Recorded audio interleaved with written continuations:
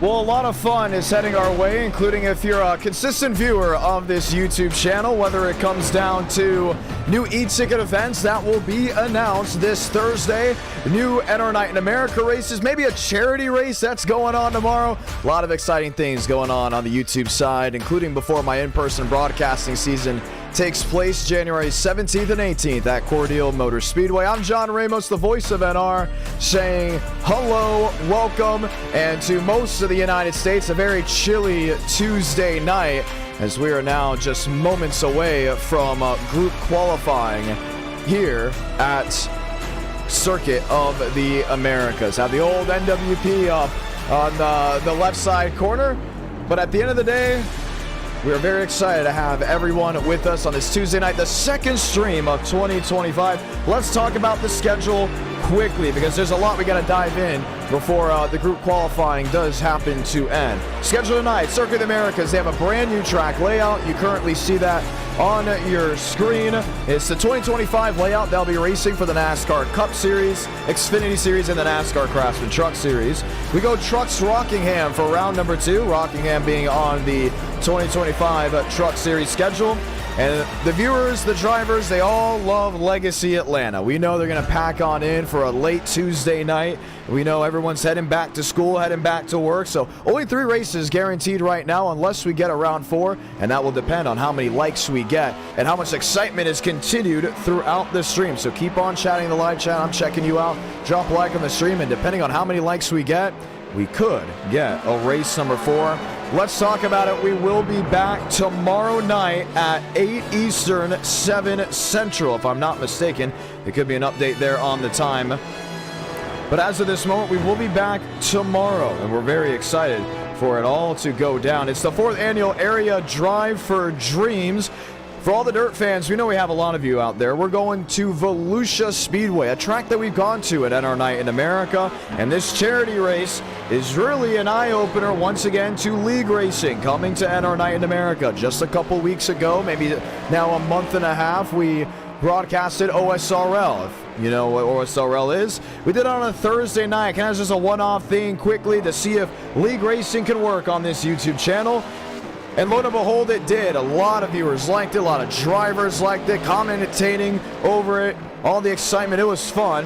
Area has stepped forward and said, hey, we have a charity race going on. Would you like to go ahead and broadcast it? Maybe even broadcast future area races in the near future. What's great about Area, for the ones that keep up with all the iRacing leagues, it is one of the best leagues on iRacing when it comes down to driver skill, iRating, everything you can think of. These drivers in Area usually work their way to Road to Pro, Contender, and into the Coca-Cola iRacing series, like you do see in NR Night in America with e-ticket drivers that go to Road to Pro and Contender, work their way to Coke. Area offers just that. And guess what? Tomorrow, a charity race. I'll be broadcasting live from the studios in Nashville, Tennessee. And it's going to be dirt street stocks at Volusia. Excited for that. We'll not have a community post out about it tomorrow, mainly due to trying to make sure we hit the algorithm and have not a overflow of information heading out. But for all the viewers tonight, you'll know tomorrow night we will be live. And that is what is very exciting. Currently, for the ones joining on in, we say hello, we say welcome. We hope you're enjoying this beautiful Tuesday night. Group qualifying is currently underway. We'll take 40 of the drivers that have joined on in. We're looking at maybe 50 or so that have joined in with us. Ethan Stanley, Daniel Mosteller, Joseph Armstrong, and I believe that's O'Brien that has found his way into the 4th position. It is Matthew O'Brien, Yair Rodriguez, and Jeff Perchatsky making up the top 6. Big news here. We have come up with about 12 e-tickets that we believe can work for 2025. We have dates for them. We've had schedules for them. They could be multi-day events depending on the driver entries. We're excited for it. And there's some events that you've never heard of possibly being an e-ticket one day in NR Night in America. There's some events that you would question, why would he even do it? But you know it would be fun. And there's obviously the household names coming back, like the Florida 500. Matter of fact, the logo for the Florida 500 just released. The Florida 500 will be taking place 1 month from today. It will be February 7th, that Friday night blockbuster to kick off the 2025 e-ticket season. And we're very, very excited for it. 12 e-tickets. I will spoil it just for now, some of them. We have 2 road courses that are currently planned. We obviously have the super speedways. We have tracks that have never had an e-ticket before that will finally get it. We have ovals that so many of you have asked for an e-ticket that are going to get it as well. Thursday, look on the community tab, look on the socials of X, Instagram, and the Discord, and you will find the 2025 e-ticket schedule. Now, those dates and races are scheduled to change depending on my in-person broadcasting schedules. But as of right now, from going 4 or 5 hours last night, going over all of my in-person schedules when I'll be on the road, we think we can fit in, as of this moment, 12 e-tickets for 2025, which is going to be exciting, and maybe even some community events leading into the Florida 500. Excitement, it's high. We're excited to see what we got here. Ethan Stanley, top of the board. Now, Circuit of the Americas has changed from 2024 to 2025. They have a brand new layout. They were originally, COTA, we talk about how they go through the S's and they go top of the key. And then from turn 11, it's that long back straightaway to 12. So they have completely chopped the hat off the top of COTA. Now it's a 17-turn road course, and we're going to take you corner by corner in just a moment to show you what it is all about. Here's Lane Sanders. He's in turn 1. Nothing out of the ordinary. The sweeper down into turn number 2 before the lefts and rights of 3 and 4. Before he gets to turn 5, turn 6, and things really do continue to muster up like it's normal. Then all of a sudden, after turn 6, got to slam on the brakes. Boom, a hard left into turn 7, which creeps you to turn 8, but Sanders can't hold on to it. He finds himself into the barrier of 8 and 9. What used to be turn 12 is now turn 10. And the rest of the COTA track that we're used to gets to what it was. So, 17 turns, excited for that. I think it's going to be very, very exciting on how it all comes together. So about 3 minutes left to qualifying before it comes to a close. Drivers still filing on in. And we're excited to go green flag racing. Group qualifying, always fun.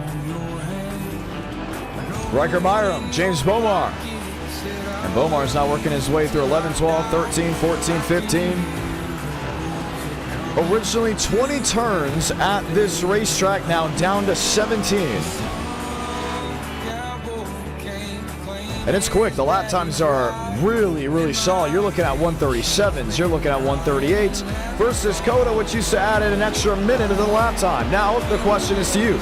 Do you like the new COTA layout? Personally, I like the old one. I like the full F1 GP circuit that they used to run. And I believe it looks like 34% of you would go ahead and agree to that. But I'm not fully against the one that it's currently on right now. We're going to have more laps for this road course race. It's going to be 25 laps instead of usually the 14, 15 that we do at COTA. Austin, Texas, always a blast.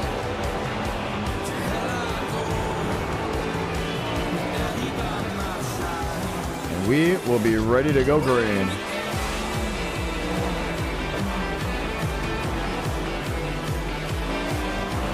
Excitement in the air. I'm excited. Hopefully you are as well. E-tickets coming in the future. We'll be live tomorrow night for more racing action. Let's call it the league racing segment of NR Night in America area. Coming on board for their first broadcast on the IDK Player YouTube channel.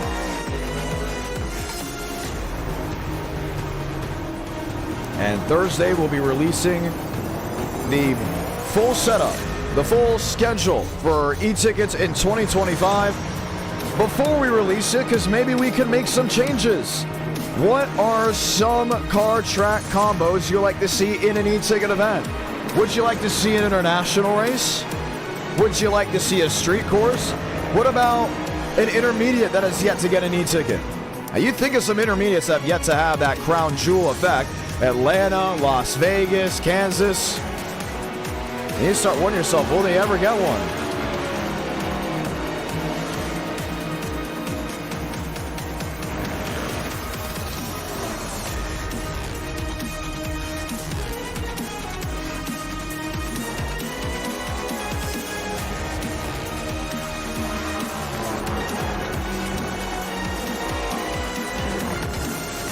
Always an exciting time. Joseph Armstrong, P3, he's sitting in the pits. He's done. And the clock will strike 0. The field has been set. Ethan Stanley will lead us to the green for the first time ever. Circuit of the Americas will have this layout in our night in America. So 40 drivers will take the green flag. That means Shaver, Delgado, Dinda, and William Johnson will be bumped from round 1. They'll be back for Rockingham before Atlanta, and we'll be ready to continue on with all the fun and all the excitement throughout the night. Good times, sunshine. I know most of you are under that cold, brisk weather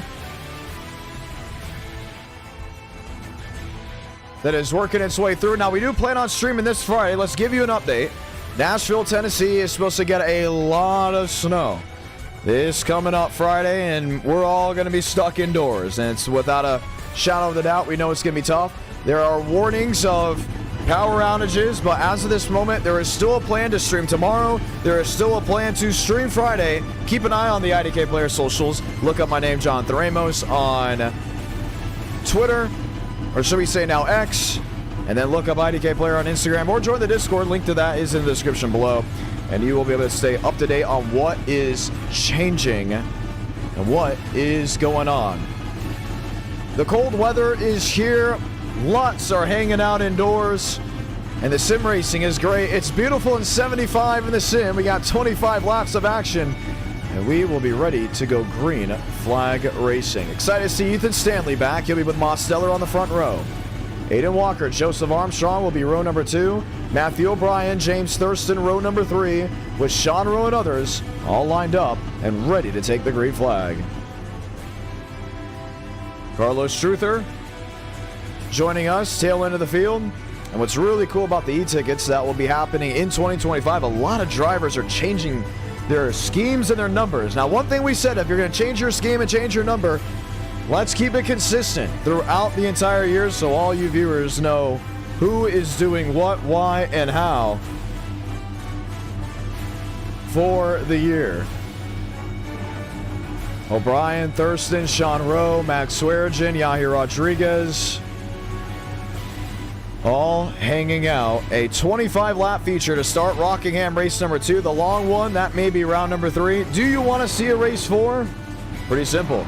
400. Ooh, I want to say 400. I was going to say 400 likes. That's the old like goal. We're not doing that one. If the like count breaks 200, there is a shot. If the like count breaks 200, there is a shot. So we'll take a lap around COTA. The drivers will go 2x2 with it being a brand new track. And they will be able to see every single corner of it before we go green flag racing. Gotta love those American nights. And then we have one here on this Tuesday night edition of NR Night in America. If you keep up with all my in-person broadcasting, it's coming back, and soon will be weekly. First broadcast in-person TV broadcast live on Track TV and Racing America will be January 17th through the 18th as the Jack Series All-Star Store and ASA Southern Super Series works its way to Cordele Motor Speedway, formerly known as Watermelon Capital Speedway.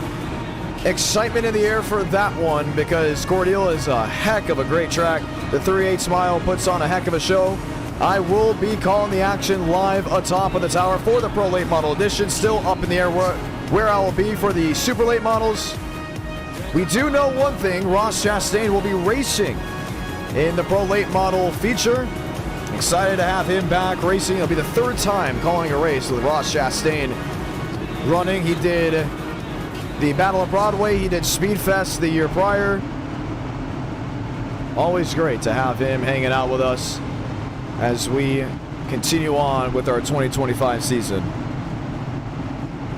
So the lights are off on top of the safety truck as it works its way uphill down towards turn number 1. And we do have new camera angles. We have a lot of things to work with. Brand new car track combo. Let's get ready to go green.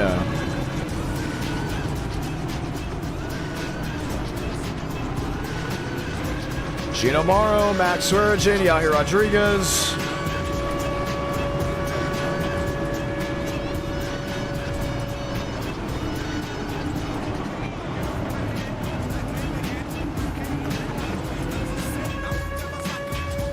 And they'll work their way through the S's, 17 turns of this racetrack as we get ready to go green. Maybe this stream will give you an idea of what's going to come when Circuit of the Americas is on the schedule for all the fun racing action that NASCAR is going to bring in 2025. Once again, all my in-person broadcasts this year will be live on Racing America and Track TV, with the first one scheduled January 17th through the 18th. So let's see what we went over. Just a quick recap. Tomorrow, live streaming. That's going to be with Area. It's going to be a lot of fun. Excited for it to go down. The Area Drive for Dreams dirt race at Volusia. We'll be up in the booth for the league racing part of this channel. Going to be exciting. Thursday, we will be releasing the schedule for the e-tickets in 2025. You're not going to want to miss to see that one. There's some car track combos in there you never thought would get an e-ticket.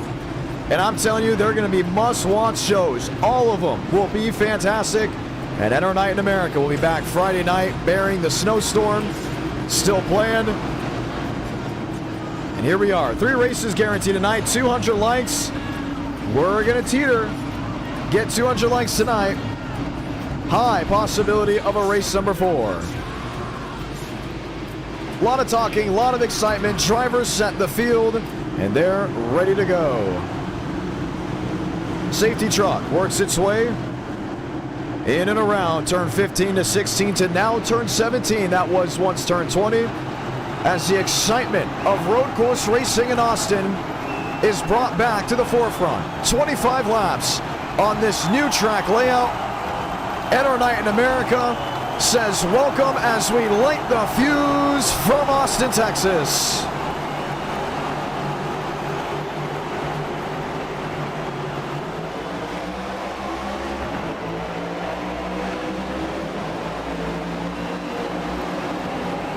Three wide looking inside already. Slam on the brakes, the brace for turn 1. Swearengin, Walker, O'Brien, one sideways to 57. William Schmidt around in 79. Slides in the grass. 2 look through, Aiden Walker, Max Swearengin. Drive to survive before the move to turn 6. Spinning, wrecking the S's. Bianco, Nathan Scott. And you see all that litter just going onto the racetrack. Since iRacing's new update, anytime you go in the grass and shove stuff onto the track like the dirt, the grime, the dust, it stays there throughout the majority of the race, but no surprise here. Ethan Stanley, Daniel Mosteller, 1-2 on the racetrack. We usually see the big 3 in road course racing as Joseph Armstrong, Ethan Stanley, Daniel Mosteller. Well, Most and Stanley, they have tangled before on the roadside. Aiden Walker has put his hand in the ring once, many times, and now he sits there at P3. James Thurston to fish on row in 6. Michael Mitchum found his way to 7. Gino Morrow, hello, welcome to Enter Night in America, up to the 8th position now. His Toyota looks for a peek to the inside. That's a Michael Mitchum. So Stanley leads lap 1, 24 laps to go, and most of the field has separated out. Left side of your screen, you can see just how far they've gone. Here's O'Brien, who started well up inside the top 5, now battling with Brad Gutierrez. Gutierrez, the USF 84 underneath the 43. That's to the hairpin of turn 1.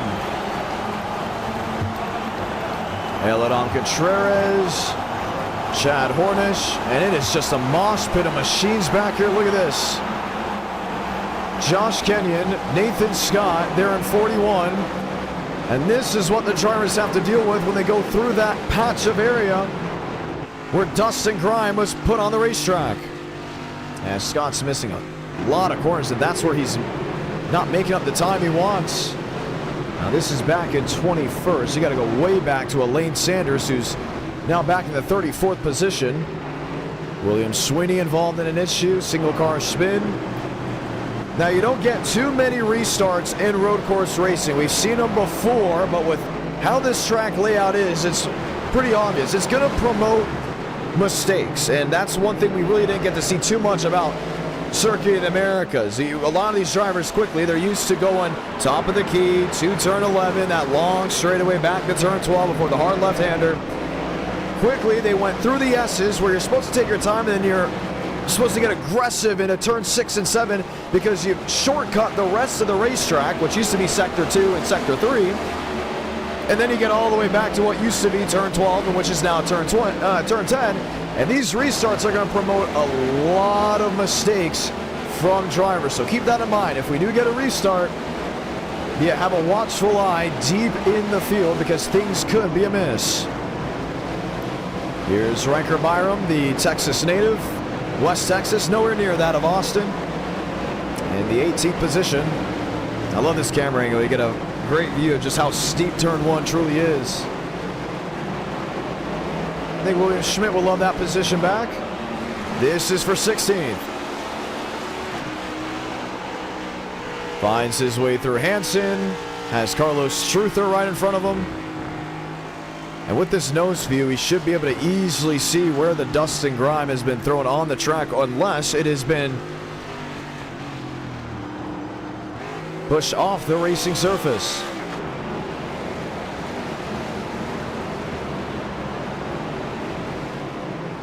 Switzer's in 14th, James Bomar in 13th.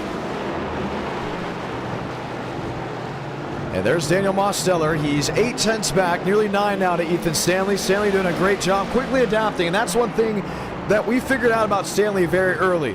On the oval side, he draws even, really top 10, top 15 competitor. But every time we go road course racing, whether it's Sebring, Circuit of the Americas, Long Beach, he shows up, shows out, and quickly adapts to the racetrack. Even if for the first time he lays foot on it, puts rubber to the asphalt for the first time, he just knows how to get there and get it done. Ethan Stanley, a part of what was a very iconic finish, the first ever Chicago street race. Unfortunately getting shunted. And then quickly on the turnaround, coming back the next year for the Chicago street race and shunts Daniel Mosteller for the win.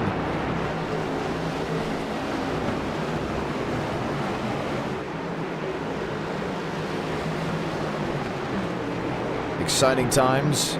A lot of drivers hanging out with us. It's just so weird to get used to just that cut from turn 6 into 7-8, which is really abrupt in the center of the racetrack. And then that hard move back to turn 10. And the laps are really clicking away here. We're used to Circuit of the Americas being about 2.5 minutes just to have one lap completed. A lot of downtime, a lot of things to work with. It really does feel like it is all go, go, go. Let's go to Joseph Armstrong back at 36. There's his damage. Originally starting up front with us. Banking on a caution. Has not been able to see one come about just yet. Here's Riker Byram there with Asher Hansen.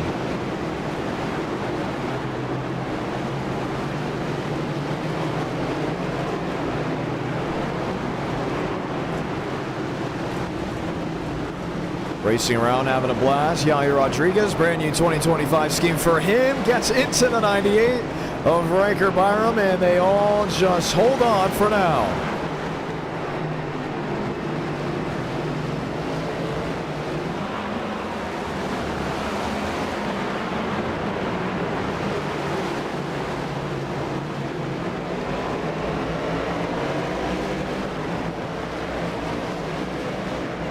Three wide.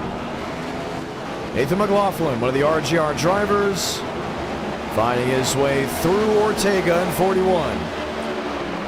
Well, the lap times have changed up. Here's the top two, really in a world of their own. Mosteller just now peeking back under a second. Walker to third, Thurston to fourth, Sean Rowe in fifth, Max Swearigan in sixth, Gino Morrow, Matthew O'Brien. O'Brien has Mitchum, new scheme for that 38.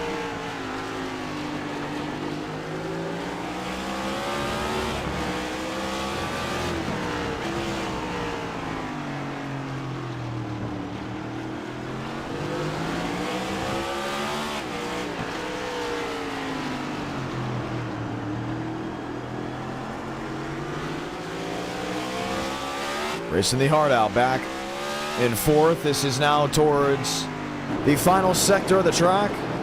Quick lap time. So let's ask for the viewers back at home. You've now seen the opening laps here at COTA, and usually the lap times are, yes, different, but the changes on where the drivers are on track are still about even to what it was on the older circuit. The only thing is, the older circuit, should we say, gave more of an opportunity for drivers to really expand. It gave the opportunity for drivers to find areas where they can make up time, but also find areas where they can still lose more time because there's more track surface to work with. Let's not act like we don't see that here. Ethan Stanley just lost about 2/10 down to turns 2 and 3. Now to Daniel Mosteller.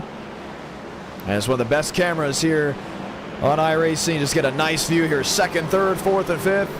Still somewhat of a mosh pit of machines a little bit deeper in the field. And this is the treacherous corner right here. This is turn 6 to 7 to 8, back to 9, the hard left-hander. They get another left-hander here in turn 10. Deeper in the field, that's where the action is. Switzer, Contreras doing what they can, nose to tail. Aladam watching. He knows he has the pressure from behind. That is for 14th. Behind William Schmidt in 15th. Riker Byram. And we did have a good bit of single car incidents. Here's even deeper in the field. This is past Perchatsky. This is Jackson Brown. Eric Lambert. Bryson Bird. Group of machines that just can't seem to find a way to get around each other.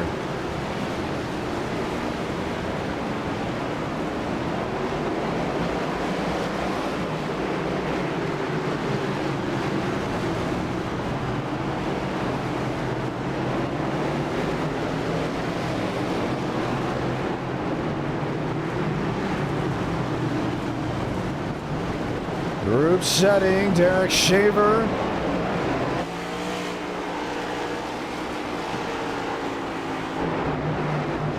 Eric Lambert, 3 wide. Just behind them, Joseph Armstrong in the 29th spot. Mosteller setting the hook, not letting Ethan Stanley get away.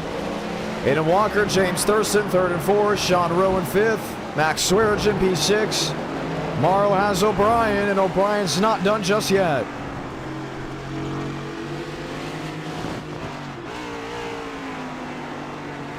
Pulling for position. Perchatsky and others, let's go back to that battle. Carlos Truther, Jackson Brown. Here are about 6, 7, 8 machines that are really just in a conga line of each other, while everyone else is really separated apart. The Shaver's got Bianco. Bianco's got Bird. Lambert has got Joseph Armstrong. Joe gets through very easily. That's for 28th. Carlos Truther locking up. And this is all the way back for 24th and 25th.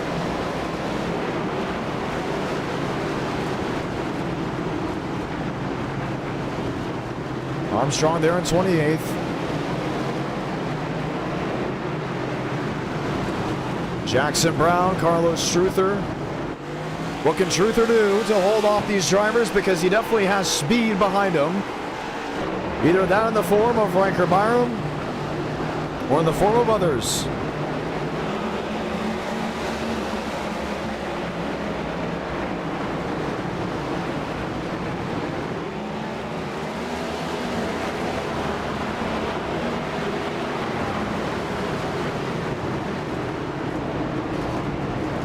Trouble.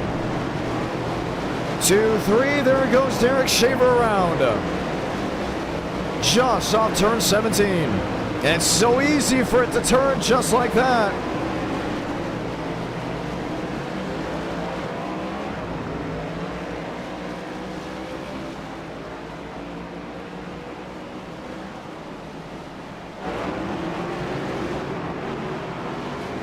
Gets turned around sideways, gets it backfired. We stay green as of this moment. Switzer, Yair Rodriguez. And you still want to go back to this group because this is the big group. Now, if this race stays green, there is a chance where Stanley and Mosteller could catch these guys. And unlike a road course, lap traffic will be very deep. Perchatsky company that was with Carlos Truther. And I think he just got sent.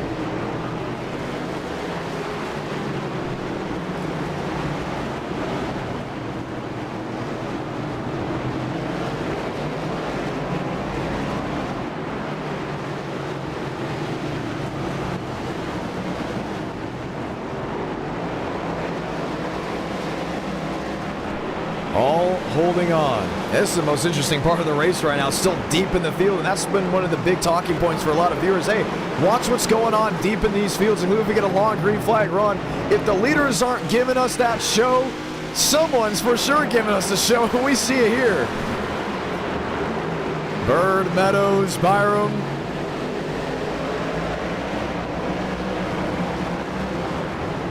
All clumped together. You see Nathan Scott quickly trying to drive away from the scene.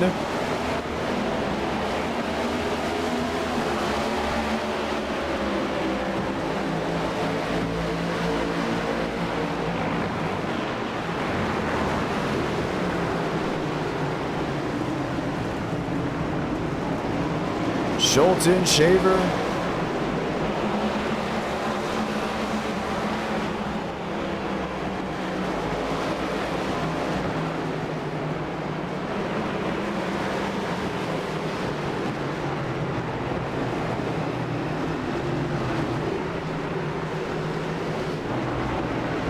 Jackson Brown.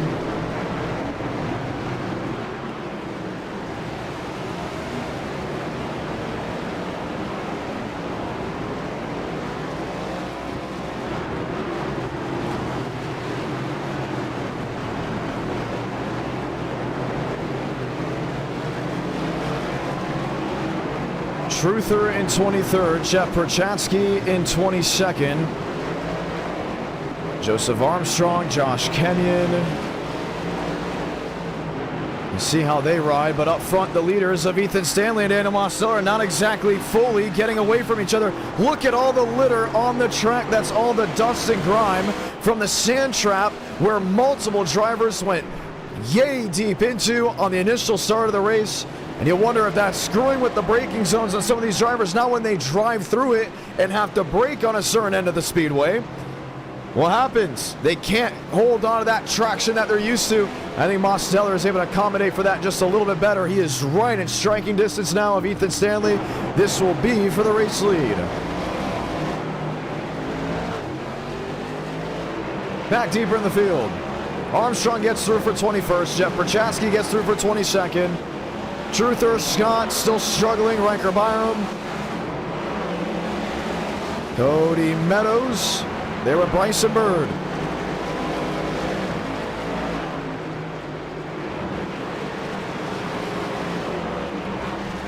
And Chase Crawl back in 30th as well, doing what he can.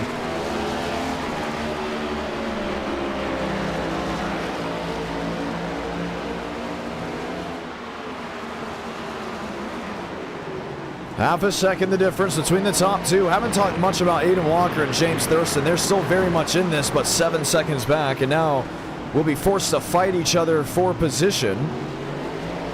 What about fifth?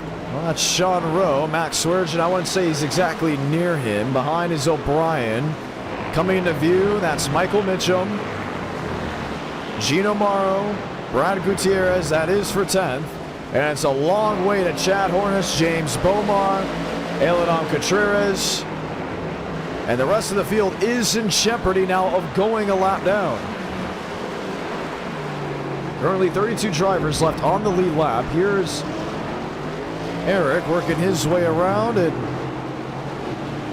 here are the race leaders. Just really within view, I want to say 2 seconds of putting 32nd down, which will quickly fall in suit with other drivers.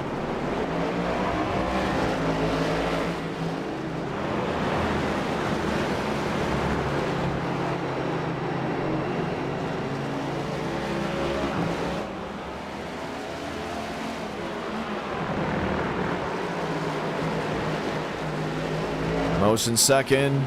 Walker in third. James Thurston, there he is, P4.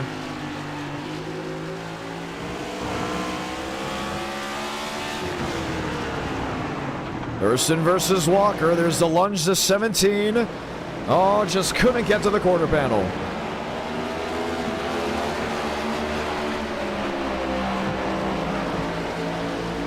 Doing his best, doing what he can.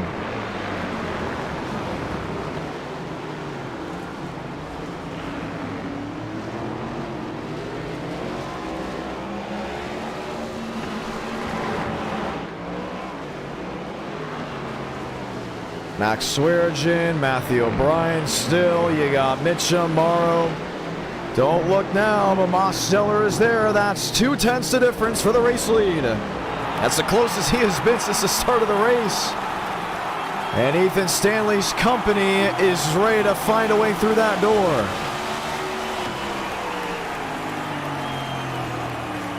.3 now. And with this camera, it looks like there's not lap traffic ahead. They're just around the bend.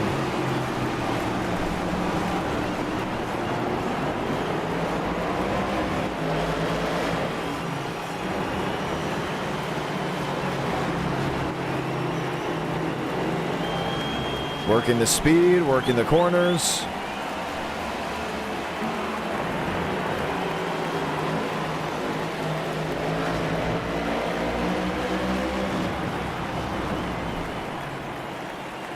Off throttle, on throttle. What is it going to take? 4/10. Battle for third. Walker versus Thurston, and James is tired of waiting.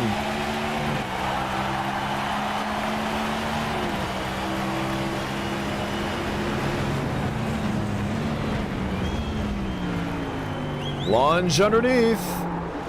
He's got him. Thurston to third, Walker back to fourth. The switch for position. Aiden will try again. He's going to get a shot. Thurston gets loose, but still holds on to the spot.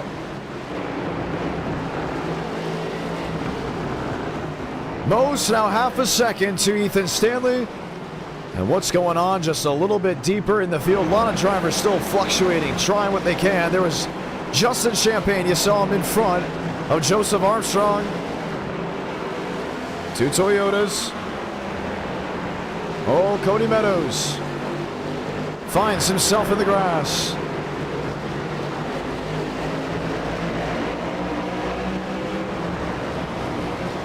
Bryson Bird, Connor Gray.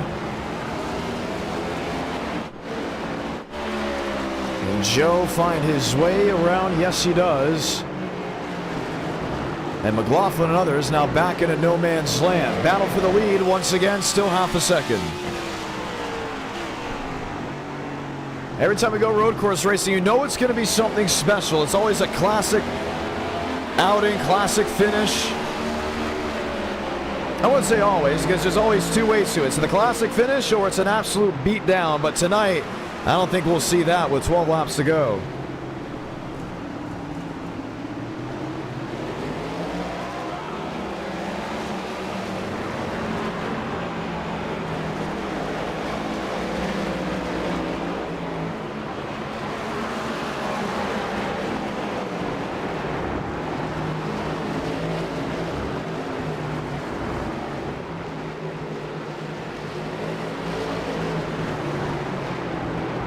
Tiptoeing in and out of positions.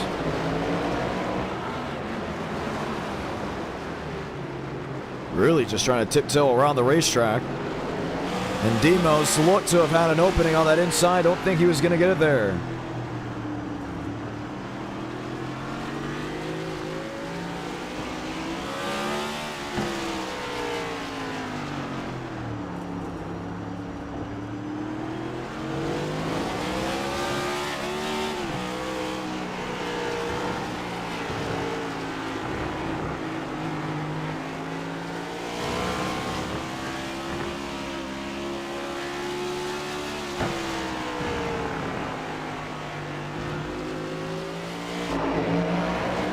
12 to go will be 11 to go when they get to the line this time. You still see the 10-second range. Let's see just how far. Now the lap traffic is ahead. I don't think far at all.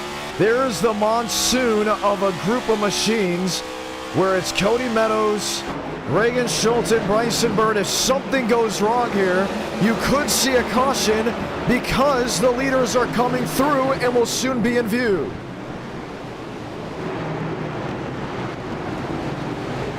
That's one of those, okay, do we have a wait and see, or does wait and see become way too late? Armstrong gets a tap. This is now with 11 laps to go. Justin Champagne and others. And this is really the same group that never got away from each other. Alexander Ortega. Bird with Meadows. Meadows with Schulten, and then you go deeper. Chase Crawl is there. Who's actually now been lapped. One spinning sideways. That's the 41. Leaders on coming. Caution's gonna wave. Mosteller slides. Doesn't hit a thing. Ethan Stanley just avoided it. That caution changes everything. Oh, man. And we're going to have a shootout in Texas.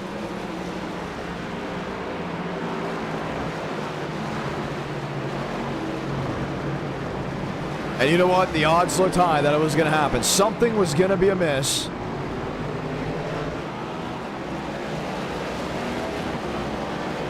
And lo and behold, there it was.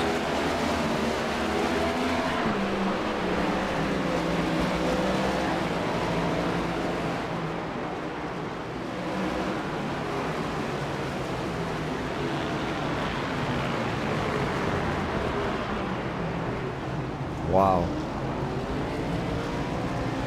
We'll watch a replay. And it's going to change the battle up because now it's not going to be two drivers under a blanket for a win. I mean, you're looking at now 4 or 5 because of that yellow. So here's what happened. There's the 41. There's Joseph Armstrong. There's Champagne. And a lockup by Gray turns the 41 sideways. You wondered if he was going to stay. That was the big thing. We had the finger on the trigger, and the second he got rolling, that's when the yellow waves, and you just see Stanley quickly just try to avoid it. And there may have been an impact, but it's not hard enough to damage the next gen at all, including at that speed. And it all started with Connor Gray that got into the side of the machine. Turned him sideways. Pit road, it's going to be open. Do you come in? Do you stay out? Let's talk to some drivers and hear what they have to say.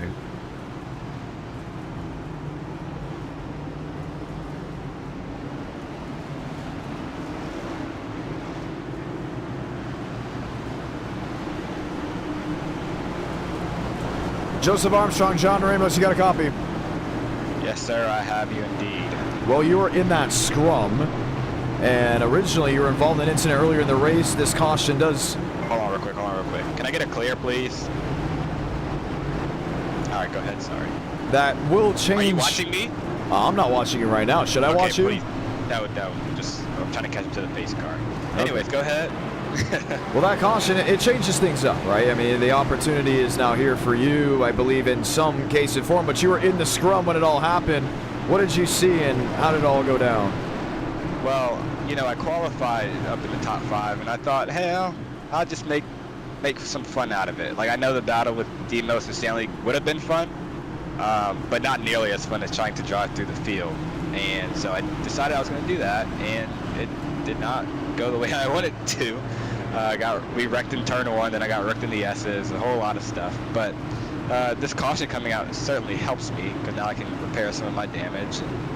I don't think tires will really matter too much. And please don't shorten this. A lot of us have damage to fix. No, I'm not shortening. Well, that's another thing, too. Oh, Lane! Oh, my gosh. I just wrecked Lane Sanders under caution. And we're going to have to go check a replay of that one just quickly.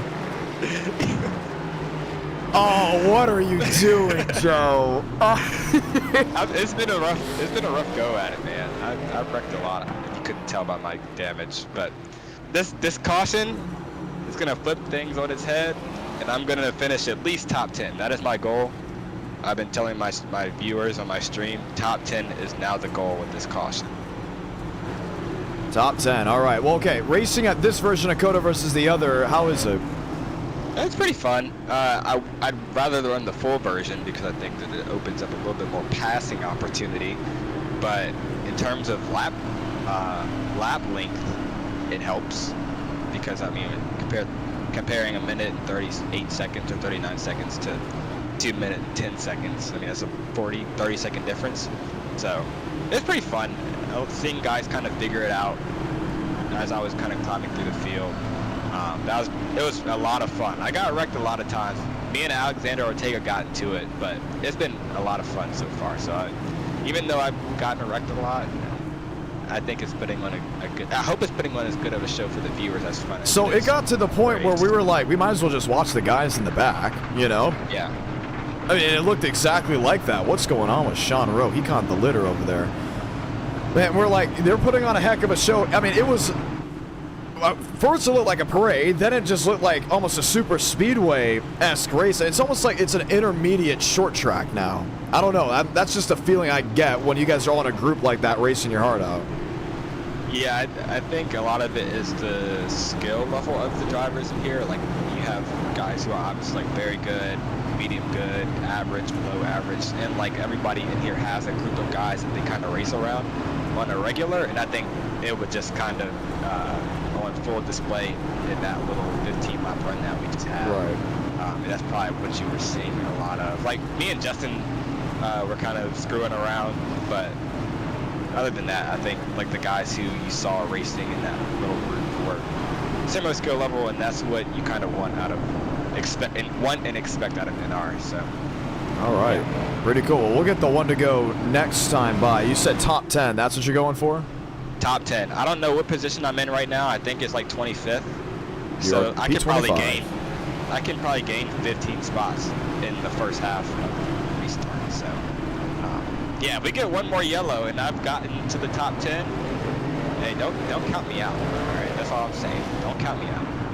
Heck yeah. All right, going to be exciting to go ahead and see. Good luck there. That's Joseph Armstrong. We'll see if we can maybe talk to Demos before we get going. Mosteller, John Ramos, what a scare it was, but an opportunity at a restart, no damage from what it seems. Yeah, barely missed him. Barely missed him, clean car, we're all good. All right, well, what was the reaction when it all went down? I thought it was very stupid. I don't know how you can merge like that when the leaders are coming up right in front of you. I thought that was very stupid. Thankfully, Stanley and I got through it clean, and hopefully we can have a battle here. But they're on new tires behind us, and I think they're going to mean a little. I think they're going to mean a little bit, but I think Stanley's pace and my pace is just good enough to kind of hold them off. But only time will tell. All right. Going to be fun to see how this all goes down. You were hanging with them. You almost got around them at one point. Is it tougher to pass here than the other configuration? Yeah, I think so. I felt like towards the end of that run, I was a tick faster than him, but I really wasn't good enough in the parts I needed to be in to kind of set up that pass. So I think my only way to get by him is to hopefully push him into a mistake or use the bumper. That's really all I got here. All right, heck yeah. I'm excited to see how this all rolls out as we get ready to go back green. A lot of fun things ahead as we get ready to rock and roll. Good luck. Thanks. And that is Daniel Mosteller. What are you going to do? What are you going to do if you're a driver in this moment? Lights off on top of the pace truck. Restart imminent. It will be a 7-lap dash here in COTA. Chevy on Chevy, Ethan Stanley, Daniel Mosteller, Sean Rowe, Max Swearigan, O'Brien, McLaughlin. You just heard from most fresh tires behind the leaders. and it will possibly play the difference. We saw how wild it got on the start. We get a restart here, and it could be a double down of the energy.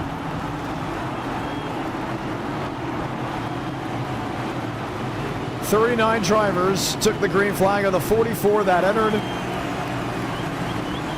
1 didn't make it to the green.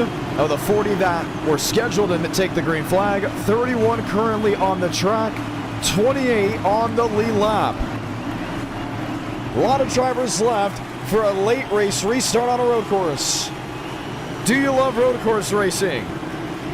Because if you do, e-tickets are coming.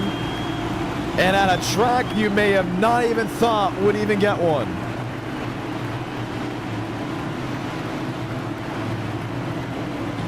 Pace truck makes a hard left. Stan the man on the inside. Mose on top in 87. Rowe, Swearengin, O'Brien, McLaughlin. Jump back into the restart zone and we're green.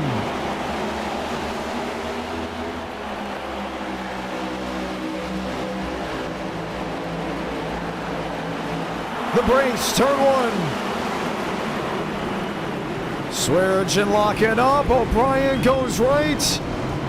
Thurston around, Bomar around, and they're tearing them up in turn 1. Switzer and others will bring the caution out for the second time.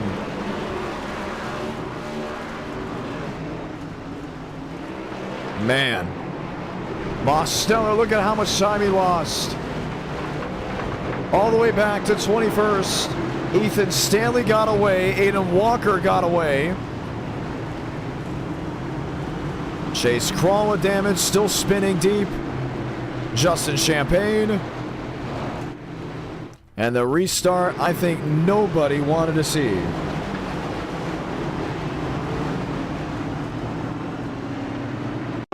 Let's check back and let's see it.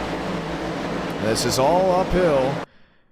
And watch from this view. Aiden Walker very deep on the inside. Gonna be tough to see with the pylon. Everybody's locking up. O'Brien then locks up even harder and right into Sean Rowe.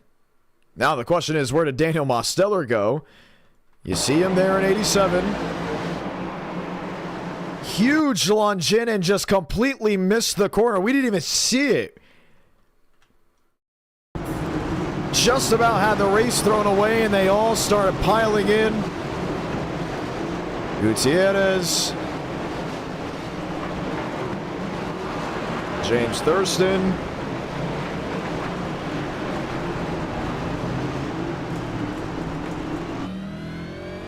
Watch back from James Thurston's view.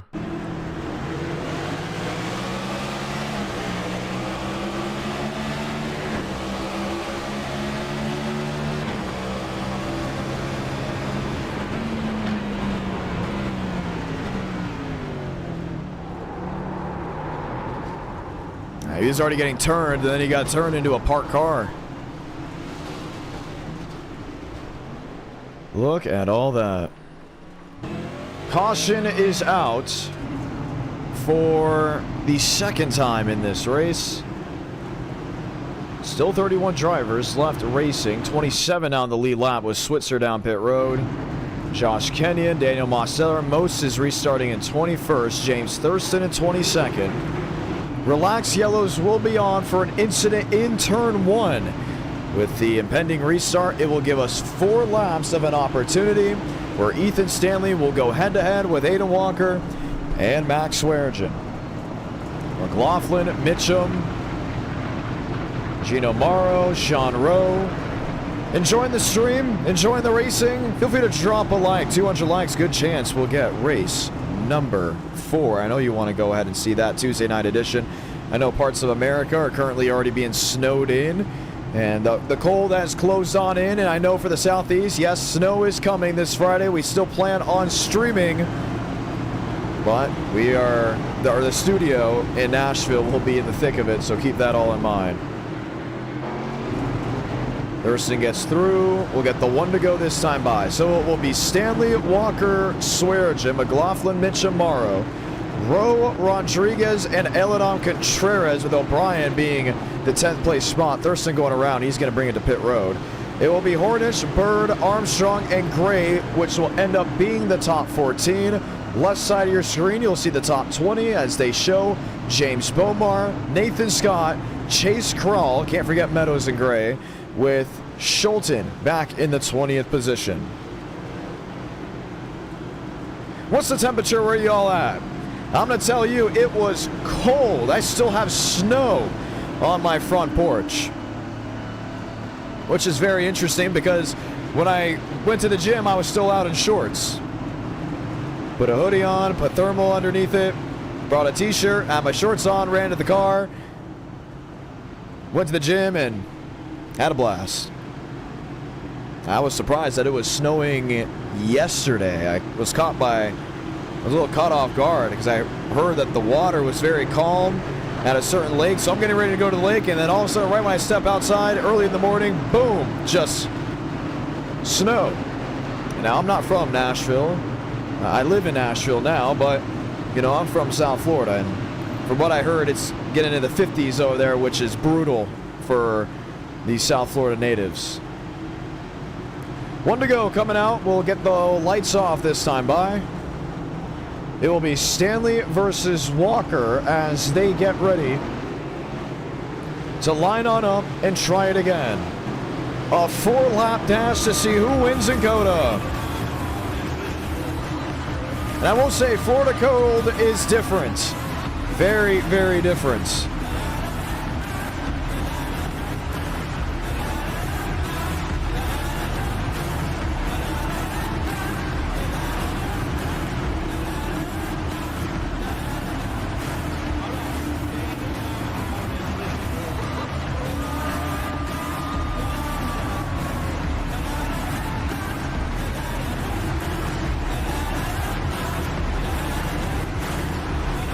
Exciting moments. Can Walker Swearigan out-duel Ethan Stanley?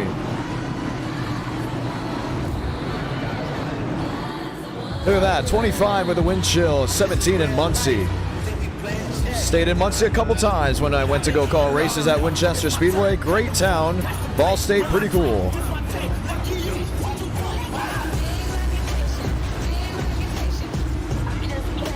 Love reading the live chat. 11 chilly in New Jersey.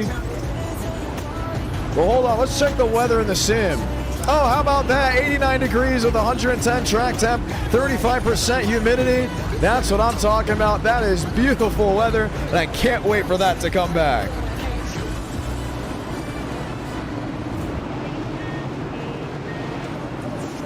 Lined up 2x2, they'll try it all again. This time the bow ties realign on the front row.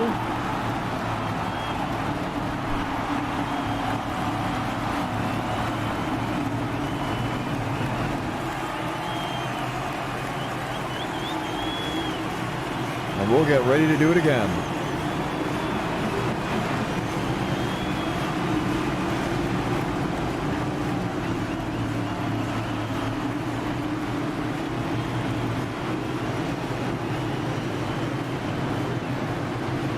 Two by two.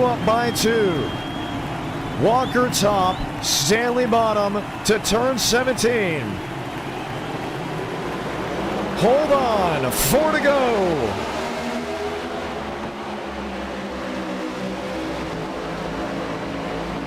The shuffle to turn 1. Mitchum inside. Can he get there? Shuts Max Swearigan wide. Swearigan around into the middle of the field. Most avoid, I believe that was Nathan Scott that hit him in the door. Heavy damage to the 60. Walker versus Stanley. And this is going to be a heck of a fight. Remember, Aiden Walker does have fresher tires than Ethan. Ooh, Stanley, a mess up to turn 7 and 8. But Aiden joined right into that.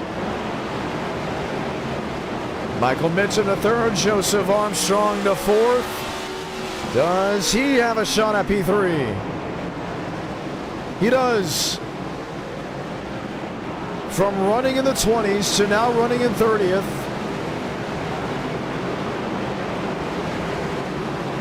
And this new Circuit of the Americas, it promotes aggression and shunting. Look at Shaver. Crawl, nowhere to go.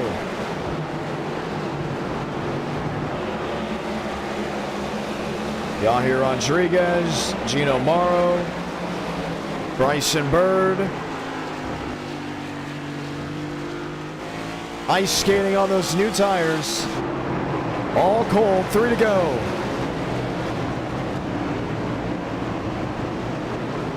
Stanley Walker. The elevator ride to turn 1. That's 8/10. I think Mosteller definitely would have been able to get through it.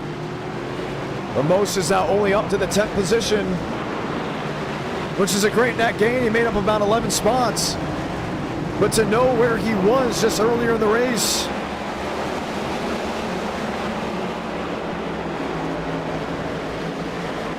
Joe, 2.5 seconds back, not closing in. Walker, 8/10, sometimes 7/10. He can peek in it. But gets to a second when they get back on the straightaway into turn 10. Now, I think he's putting all of his chips in the middle on the cut. When they cut up through the racetrack into the infield, we see him really make the mistake with all that dirt and grime being thrown on the track. A lot of these guys being forced to shuffle and shift.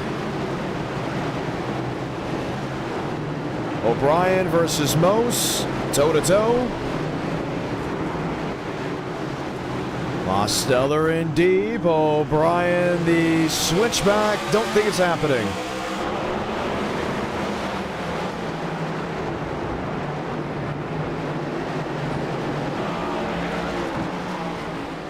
Gino Morrow in 6th. Yahir Rodriguez in 5th.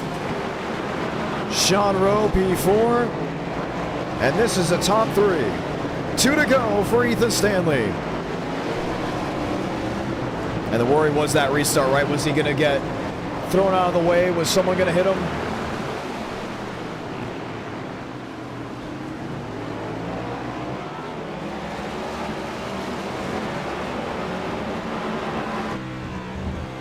I wouldn't be surprised if Armstrong can catch Aiden Walker. I mean, he is putting up a heck of a ride and a heck of a heave.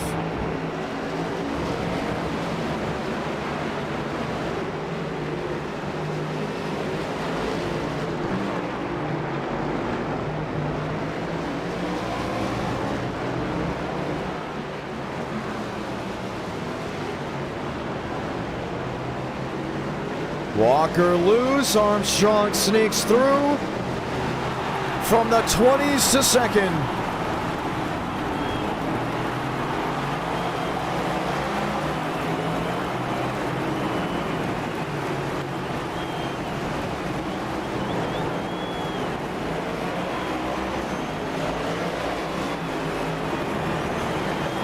What a ride for 22.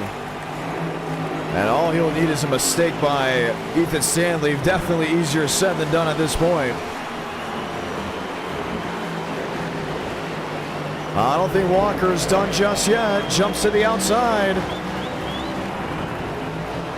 Doesn't get to him. Salamanca. 1 to go for Ethan Stanley at 91 here in Austin. The fight's going to be for 2nd.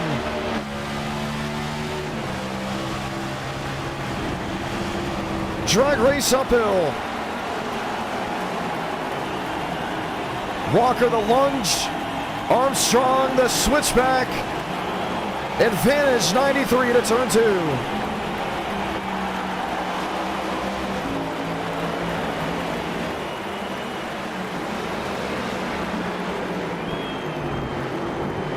Joe's got him again. But this is where Aiden puts all of his chips front and center.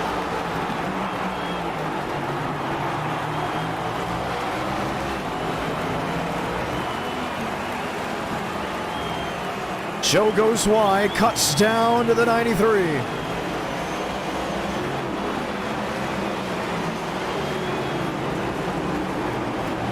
It's going to be a fight all the way back to the line for 22 for Ethan Stanley. A Sunday drive on this Tuesday night edition.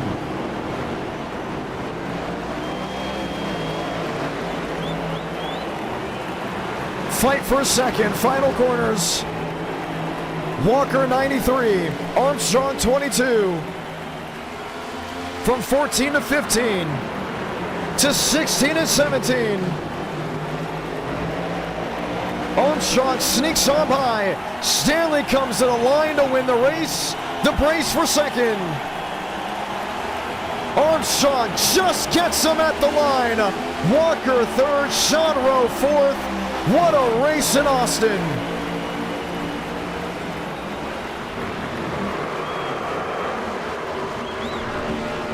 And Stan will burn it down just into turn one.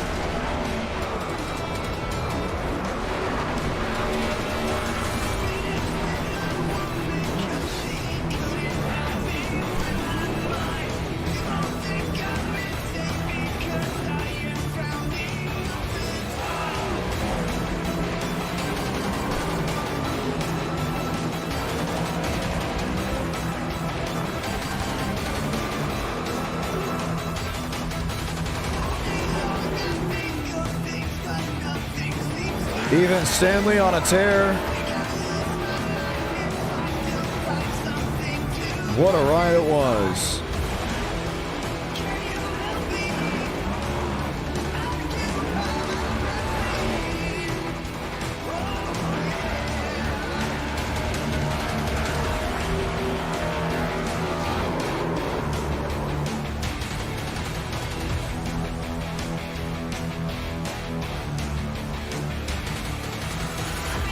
What a race, what excitement, excited for what it was, excited for the races we come, or should we say have coming up here in just a matter of moments. But man, oh man, did they put a show on this new circuit here out in Austin, Texas. Circuit of the Americas in COTA. The track layout proved to be very, very exciting.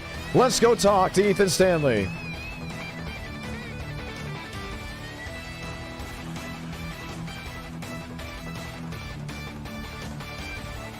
Stanley, John Ramos, congratulations. Yo, what's up? Browntown back on top. How have you been? And we're so glad that you become a road course fan. It's been a while. I haven't been here in a couple months, probably. Pretty fun layout. Pretty decent race.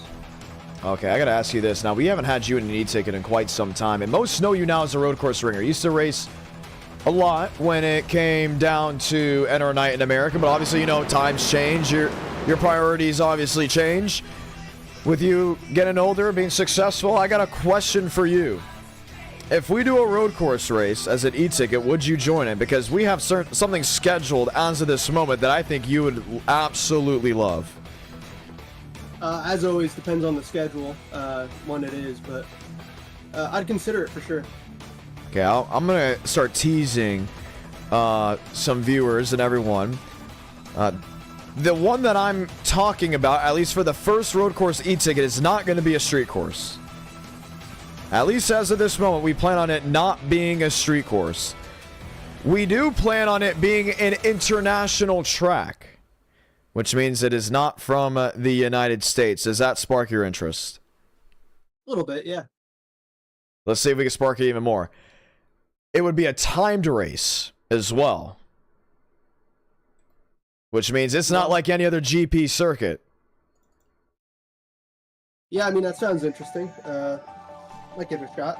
Heck, yeah, that's what we are talking about. The 2025 e-ticket schedule will be announced this Thursday, ladies and gentlemen. Keep an eye out on the Discord server as well for X, Instagram as well. What's been new with Ethan Stanley? What have we missed since your return? Not too much. Just doing a lot of league racing. Just kind of took a little bit of a break too over the winter. Pretty fun to be back though. Heck yeah. Might do a couple more races tonight. Now, a couple of the restarts were a little bit daunting. Let's go ahead and just say it like that.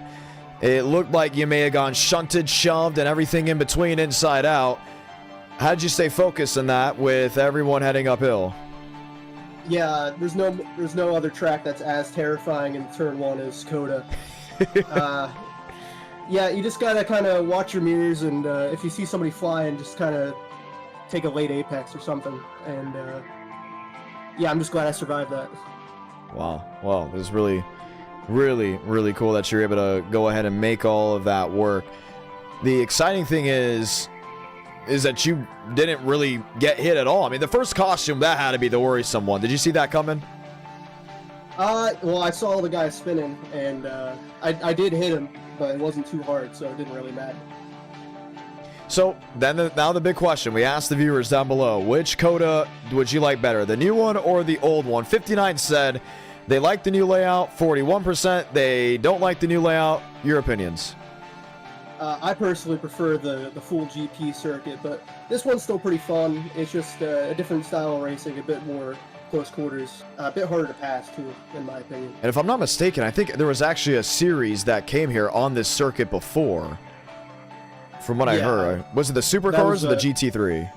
It was Supercars. Okay, that's pretty cool. Well, it's gonna be a lot of fun to see how the Cup cars are able to perform here when they do make their way out to Circuit of the Americas. Ethan Stanley, always a pleasure. Thank you for joining. Yeah, thanks, John. We'll go ahead and start talking more drivers as we get ready to load on in. You know what? We haven't just hung out with James Thurston in a little while. Thurston, John Ramos, how are you? Hey, John.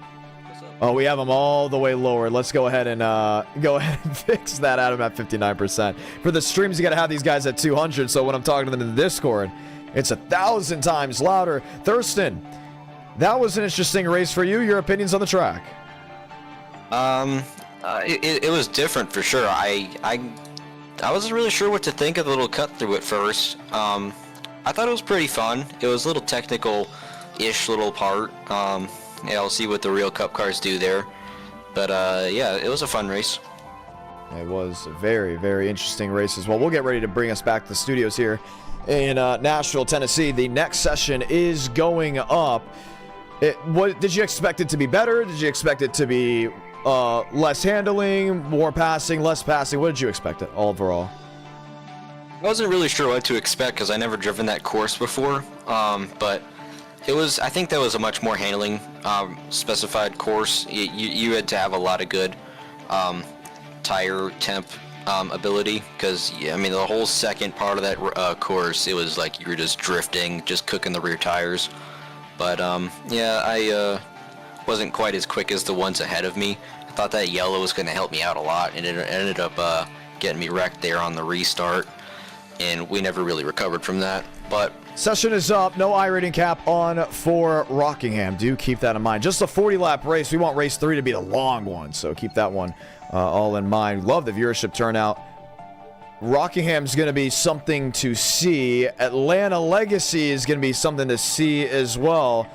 We're going to continue to tease things for the e-ticket schedule. Thurston, you've had your thoughts on what should be for an e-ticket. I think road courses, right, have been in your thought process, but so many expected the first e-ticket road course to be a street course, because it was originally supposed to be that for the Chicago Street Race in 2024. That got axed.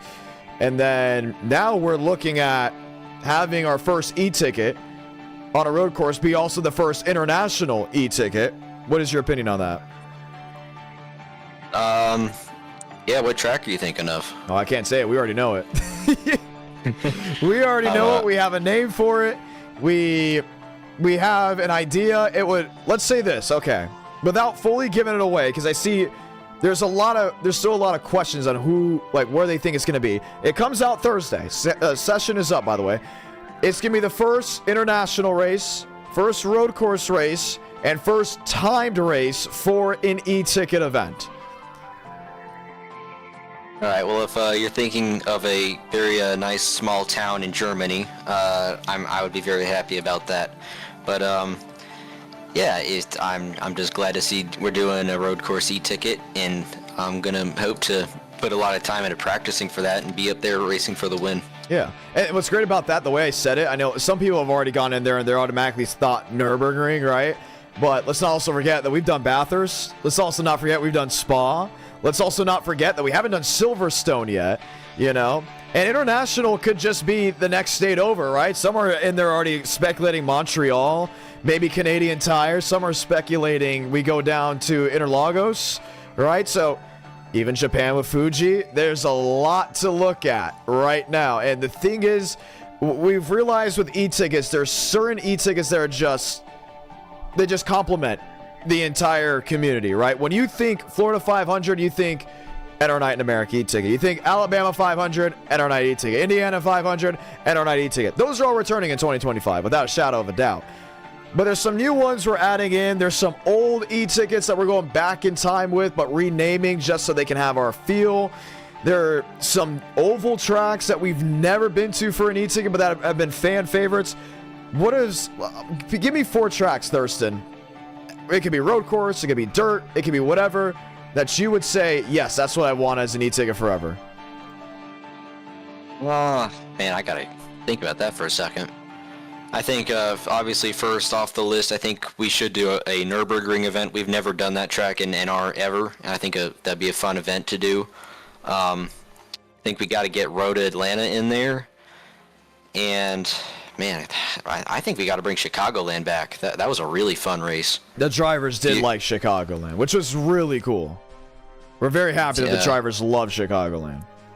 And if I was to pick a good 4th track, I think you already know what that is. Yeah. It's Homestead, Miami. Yeah, and the plan right now is to have more e-tickets in 2025 than we did definitely in 2024. I mean, a large margin. Right now we have, okay, we could say this. We have 12 scheduled. This is barring any changes from my in-person scheduling or the Iceberg, a.k.a. Jarrett Lundberg's in-person schedule as well with what he has for work. So that's something we are going to keep an eye out for. 12 races on this schedule. It could be condensed to 8. It could be condensed to 10. It all depends on driver entries as well, because we talked about it. We basically had our State of the Union meeting of what we're going to do with e-tickets in 2025. And the drivers came out and said, this is what we need to do to have the e-tickets, and we have multiple days, and we can get a higher payout with this and not have to worry about a sponsor week in and week out. Even though, yes, if you do want to sponsor an e-ticket, whether it's as an associate sponsor or as a primary, email is in the description below. We are looking to fill out sponsors in 2025, and right now, we seem to have found a formula that will make it cheaper than ever, just because of what we got going. So if you want to have a sponsor for one of those events, get ready, because you know how big the e-tickets are. We're looking at 12, which is massive to even think of. And you think of some e-tickets, Thurston, what are some tracks that we've done as an e-ticket that you're like, I can't believe we did that one. But what are some other tracks that are like, we haven't done that one yet? How the heck have we not done that one yet? I mean, as far as ovals go, I think that Charlotte race we did, that's a big scratcher on the head if you're like, we did that. But I think that, I mean, really, we've done a lot of ovals for e-tickets. I don't know if there's really any that come to mind, maybe besides like Martinsville or something, that would just be really hard to do an event for. But if we're talking road courses, like we got so many. We got. Have we done a Daytona road course event yet? Excuse me, say that again. Daytona road course e-ticket? We've never done that. Yeah, I think we could look at something like that. We could even look at Sebring. Yeah, got a couple other tracks out there. Sebring, oh man, you know I want to do Sebring so badly. That's one of my favorite road courses to call on iRacing. Yeah, I mean, it's just there's so much possibility out there. Heck yeah, indeed. Oh, we have this thing actually on slow-mo. Let's go ahead and fix that.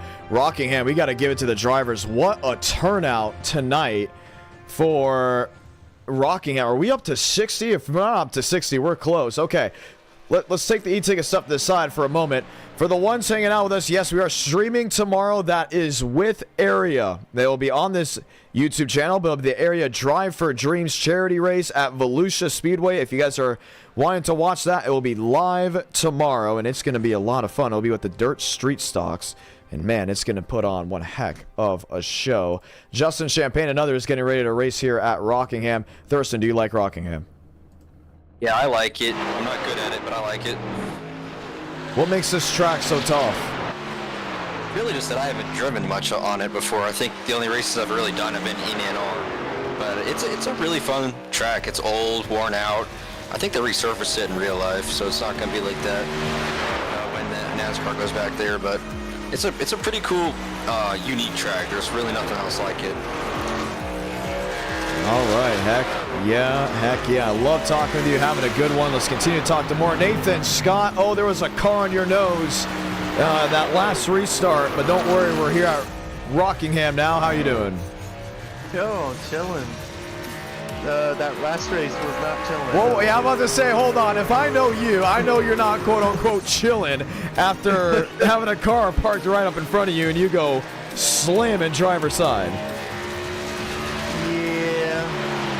I mashed the throttle trying to avoid some people, and there was a car sitting there still. Just happened to hit him. Oh, that is unbelievable.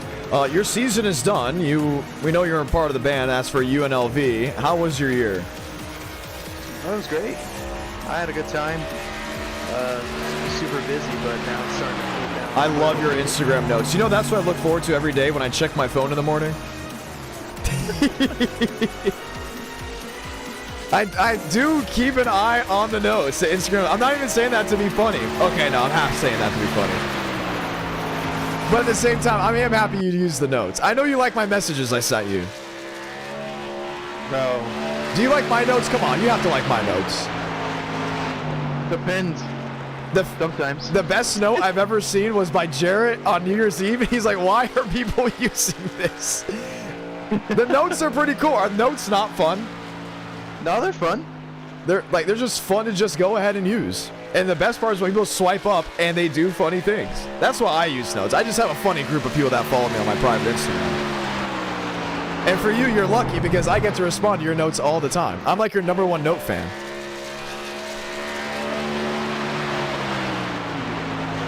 Oh, wait. How you doing, John?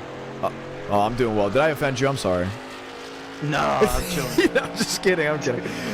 I'm doing great, having a great time. Is it cold where you are? Where are you on track? There you are. It's been all right. Like 40s. 40s at night. That's not bad. So like, that's actually really good. Yeah. Oh man, Yeah, it I felt missed great that. last night. I miss that stuff completely. It is frigid right now. It's the tundra out here. We're getting ready for Rockingham. Rockingham's known for wild things, and you've been known to be a magnet for the wildness. How do you get ready for this race? Well, I'm in the top 10 right now, so that's usually a good sign at a track like this. So, as long as no one self-spins in front of me or I don't do it, I think I can avoid the problems that are behind me. Okay, do you think you're going to have those issues with other drivers? If I get in the back somehow, then yeah. But if not, I think I'll be good. I trust these people up here.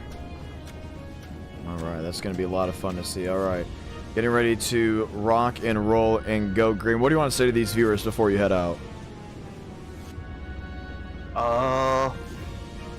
Thank you for watching, John. Oh my gosh, what a comment. Heck yeah, Nathan Scott with the beautiful words. Thank you so much, my man. Good luck. Let's go talk to Dean Brahman. Dean, John Ramos, how are you? How are you doing, Mr. Ramos? I'm doing good, buddy. I'm doing fantastic. How's the family? They're good, buddy. Little one's asleep in the living room. Mama's in the recliner, and I think they've got the race on right now. How about that? And you're starting in the second position. I know, it's kind of weird. Like, usually when I show up for your races, I'm about a mid-pack qualifier, but man, I love this track. I used to hate it. I mean, I could not figure this place out to save my life, and fortunately with some help from Elite Performance Industries, we managed to figure out a little bit of speed here at the Rock. Heck yeah, this can be a lot of fun to see. One-time e-ticket champion, multi-time e-ticket starter. Are you ready for 2025? What do you think is going to be on that schedule? I'm hoping, like, regardless of anything else, right? I know you've been hyping up the road course stuff tonight. And John, I'm sorry, buddy. I'm just not a road racer. Roads are for getting to the track, and the track is for racing on it. Oh my goodness, I love that quote. I need to put that on my wall. But when it comes down to it, the one e-ticket event I hope more than anything that I get to participate in, if you have it, I cannot wait to run a Southern 500 if it happens. Okay, heck yeah. Any other tracks, cars out there? You know, we've never done a good amount of intermediates, and has actually shocked some people. Some of the most popular intermediates we've never gone to. You know, when it comes to the intermediate races, I mean, I feel like there's so many of them to the point where there's not a ton that just kind of stand out, right? Like I feel like Chicagoland stands out. I feel like Charlotte stands out, like for a 600. But I mean, like you just have so many unique tracks to the point where when it comes to the intermediates, hey, if John Ramos puts an e-ticket on there, I'll be there if I'm invited, and if not, then so be it. But stuff like Bristol, like a 2004 Sharpie 500 with the Gen 4 cars. I can't believe we have yet to do Bristol. That is one that has really shocked some people. Well, I think that one would be a blast. Like I said, the Southern 500. I mean, I don't know, John. I guess I'm just a little weird, man. Like a glut for punishment. Like I just love the unique tracks that reward the driver for driving the track, if that makes sense. That makes perfect sense. And you know what? I think that's something that we have lost recently in the world of motorsports. And you could say mostly on NASCAR, but I mean, you could say it on every single real circuit. I mean, yeah, I remember when NASCAR obviously started adding in the cookie cutters. Everyone's like, oh, these cookie cutters are tearing the sport apart, right? But in F1, you got the autodromes, you know? The autodromes are basically the same exact concept. So the one thing I love about Darlington is how unique it is. Well, it's definitely unique, and like I said, the rock here is unique, and as we work our way down this backstretch here, John, I hope that much like in the 90s and early 2000s, that we're going to see Austin 316 take down the rock tonight. All right, man. You've had probably the best interview of the night. That's what I like to hear. Dean, good luck tonight. Let's see what you can do. 2x2, lights off, Godspeed drivers, your go for throttle up. And I think Dean Brummett, as per usual, making so many happy back at home with what he's got to say. It's trucking in Rockingham. Pace truck makes a hard lap onto pit road, and we're going to light the fuse from North Carolina.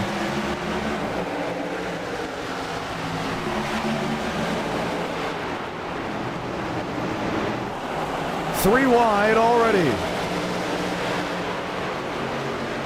Truther to the outside of Schaefer. William Schmidt inside. Brummett on the bottom. Look at him, hand over fist, trying to keep the truck straight, but won't lead lap one. That goes O'Brien.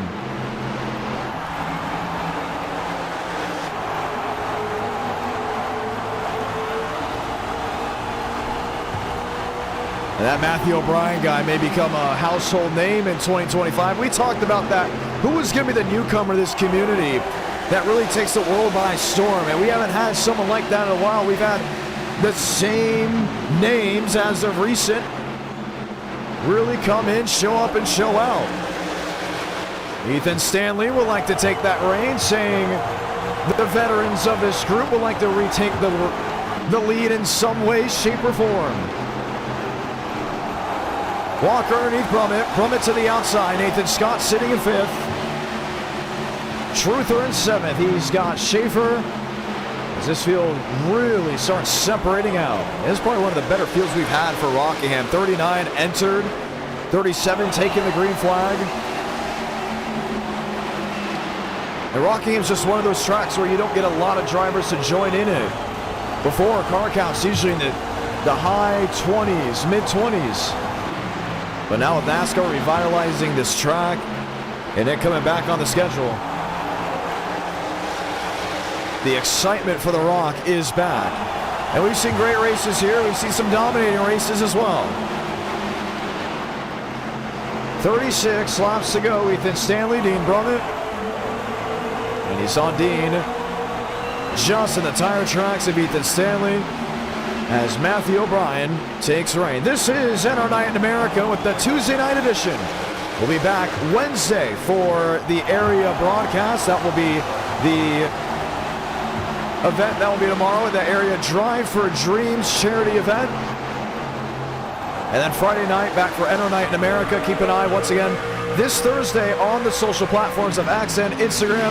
That's IDK Player on Instagram, and that is Jonathan Ramos on X. If you do check those places out, good news, you'll get the full schedule for e-tickets come 2025, and that is going to be a blast and a half. Looking through the field, Schaefer, Anton Polovak,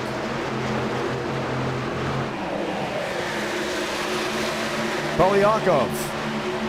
And we're going to have to work on these names. A lot of Russian drivers coming on in, or at least, should we say, Eastern European drivers racing at Eno Night in America, racing with the boys out west.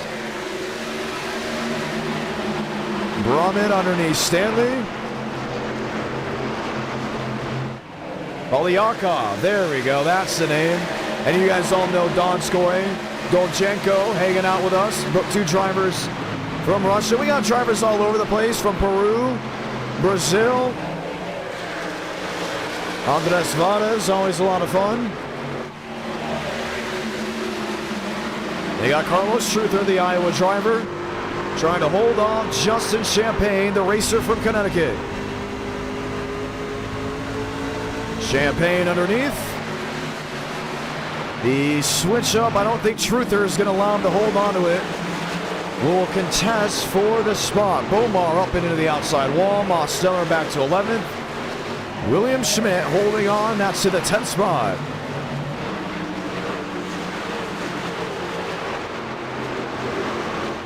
So Truther will drop back. Champagne will go to 8th. Schaefer in no man's land. That's in 6th, but a big battle shaping up front. This will be for the race lead. O'Brien, Stanley, and Dean Brumman. The last time Dean Brumman has won a race in Eno Night in America, the 2023 NWP 400. Does he break the dry spell with the family watching back home?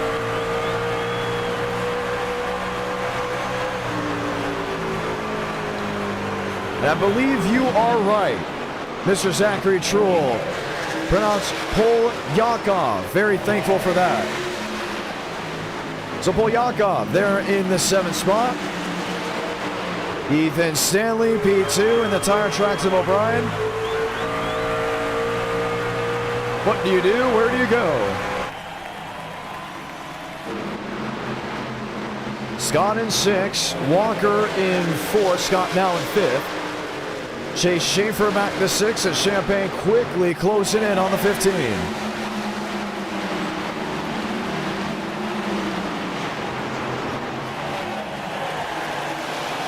O'Brien, no, not so fast.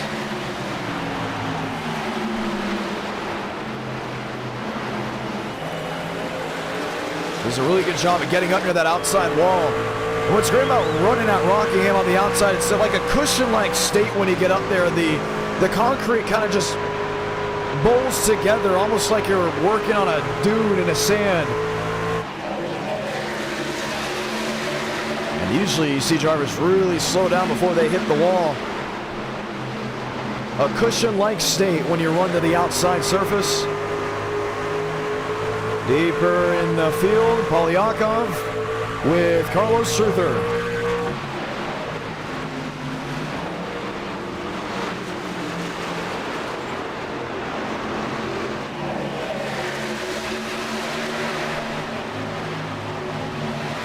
.25 to go.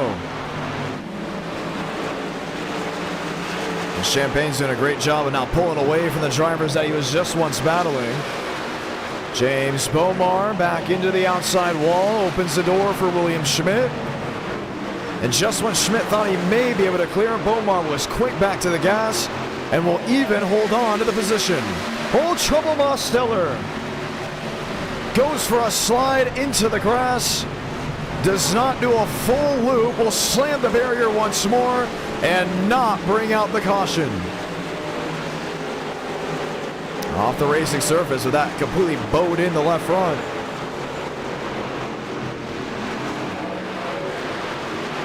Take a look back on how it happened. I saw Truther get just a little bit tied off exit. Polyakov had room. It looked like there was definitely a lot of room, but he was so focused on Truther not getting into him. He ended up smushing the outside wall, which then led to contact with the 87. So Mosteller will bring it to pit road. The fight for the race lead is still with Matthew O'Brien, Dean Brumman, and Chase Schaefer. Hold on to your horses right into the side of Nathan Scott.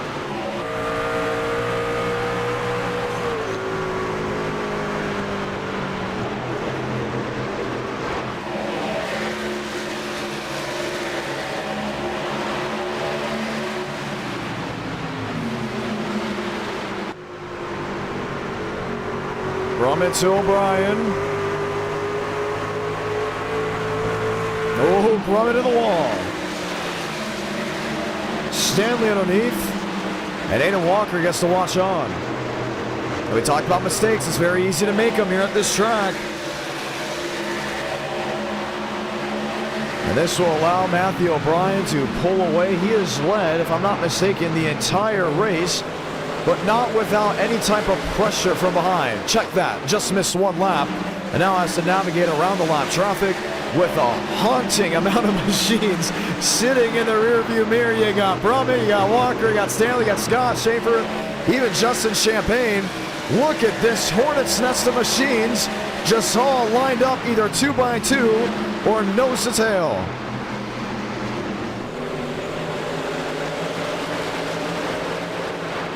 Stanley loose underneath, and Aiden Walker will sneak around the outside to take P2.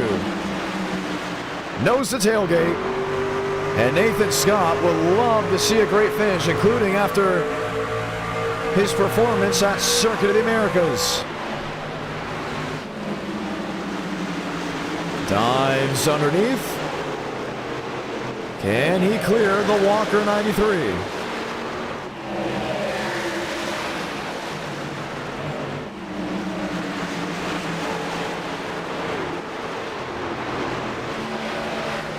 He's still fighting that wheel. You can see Scott trying to make up ground on the inside, but Walker too good off exit. Toyota Chevy Ford, top three. Justin Champagne, haven't seen him in victory lane in quite a while. Would like to get a tally in the win column for 2025. He's up to the 5th position. So a sparse about, let's say, 2 cautions at Circuit of the Americas. Currently caution free here at Rockingham before we go Legacy Atlanta Racing with the NASCAR Xfinity Series. It has been one fun night of action, and these drivers have put on a great show for all these viewers back home. I think Aiden Walker wants the race lead. What do you think?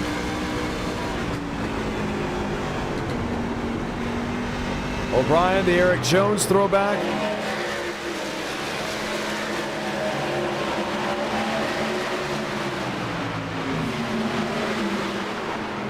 Nathan Scott finding his way into 3rd. And with that, stays right to the tailgate of Walker. Top 3 nose to tail. Schaefer in the fence.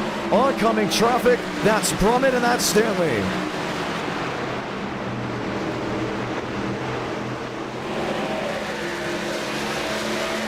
Now Champagne's in a world of his own, but this top 3 is going to be fun to watch. Nathan Scott to the inside. O'Brien inches off the outside retaining wall. And you got to mention this right here. Nathan Scott's got one fast hot rod, at least on the bottom. Not too many have been able to make that bottom work, but that 61 is really tracking. Talked about Schaefer. Now he got on the wall. Now dropping some drivers back. Carlos Truther, Frank Horley. Horley and Truther, both with blinking issues.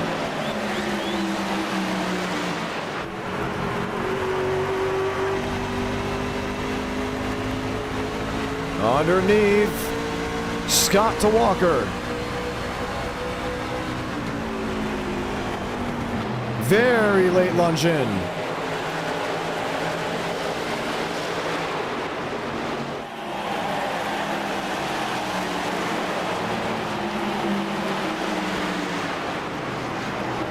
O'Brien and Walker, top side of the racetrack. You can see Scott doing what he can.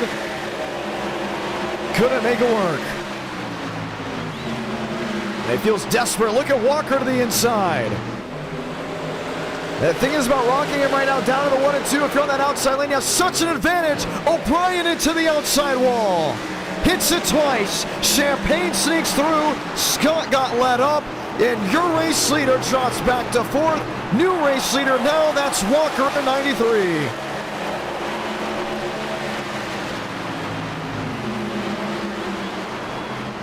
Now, how about that? It's easy to make a mistake at Rockingham, but it's a heck of a wound when it's late. Trouble, Ethan Stanley. Sideways on the backstretch. Got it wound up. Carlos Struther having to let off. And with 10 laps to go, Walker, should we say now 9, could be moments away from his first win in a caution-free race. What could also be the first caution-free race at Rockingham. Now I'll say this, Jarrett Lundberg, co-commentator for all the e-tickets, said it the best when he said caution-free races are like going to a baseball game and seeing a no-hitter. It's so rare, it's so uncommon, you just have to enjoy it, including if the race is this tight towards the end. Kevin Champagne, brother of Justin Champagne, watching back home, cheering his brother on. Knowing he has just one truck to beat with 7 to go. Sends up a heave to the inside. 93, still really good off turn 2. I don't think he was better than O'Brien. We've seen Champagne, we've seen both Champagnes make bold moves late in races. Scott in the fence, then there was 2.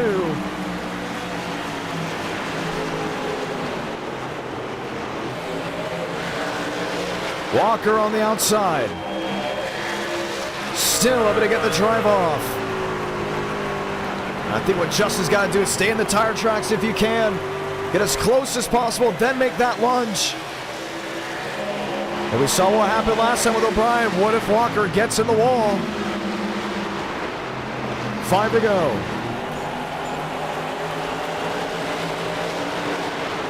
Wide through the middle. Nearly got him there. And Nathan Scott is back in this thing. 4 to go.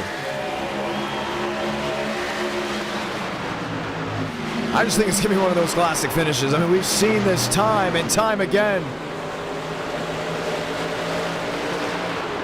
And this is the point of the race where the drivers have to control their heart rate. You're coming to 3 to go. Whatever you did earlier in the race needs to be replicated. Anything but perfection will mean second or worse.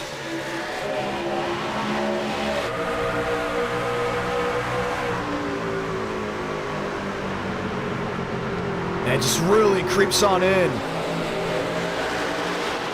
And Champagne's going to do just that. Stay in the tire track. See what you can work with. Lap traffic. Don't think it's going to be a factor, but there's the move for the lead.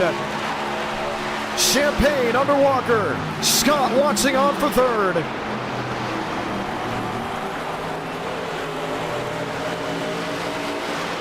Can he get him? Not just yet. Walker the runoff 2. Still even to 3.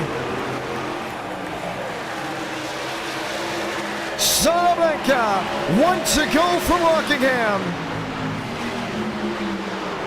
Top 3 trucks under a bubble to turn 1. Walker in the fence. Champagne's gonna clear. Lost gas, 3 and 4.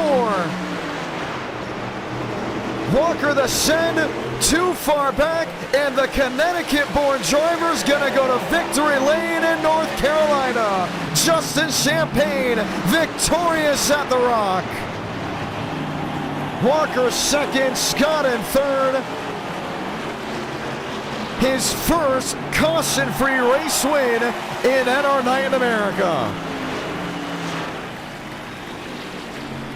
And that is what we like to call racing. Absolutely perfect. That was awesome. And I don't think you can get just any more better than what you saw right there. Champagne wins, NR Night in America, fueling victories all year long.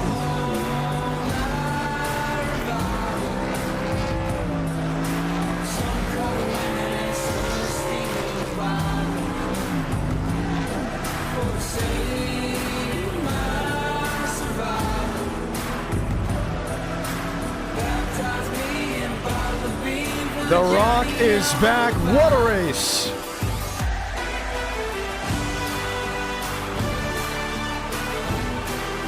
And you'll do the Polish victory lap. We'll get a word with your race winner in just a matter of moments. Haven't heard Champagne in a while. Is this just a reunion? We had Stanley win. We have Champagne winning. And the Polish victory lap it is. Nathan Scott, great comeback after how it all went down in race number 1. Unbelievable, unbelievable indeed.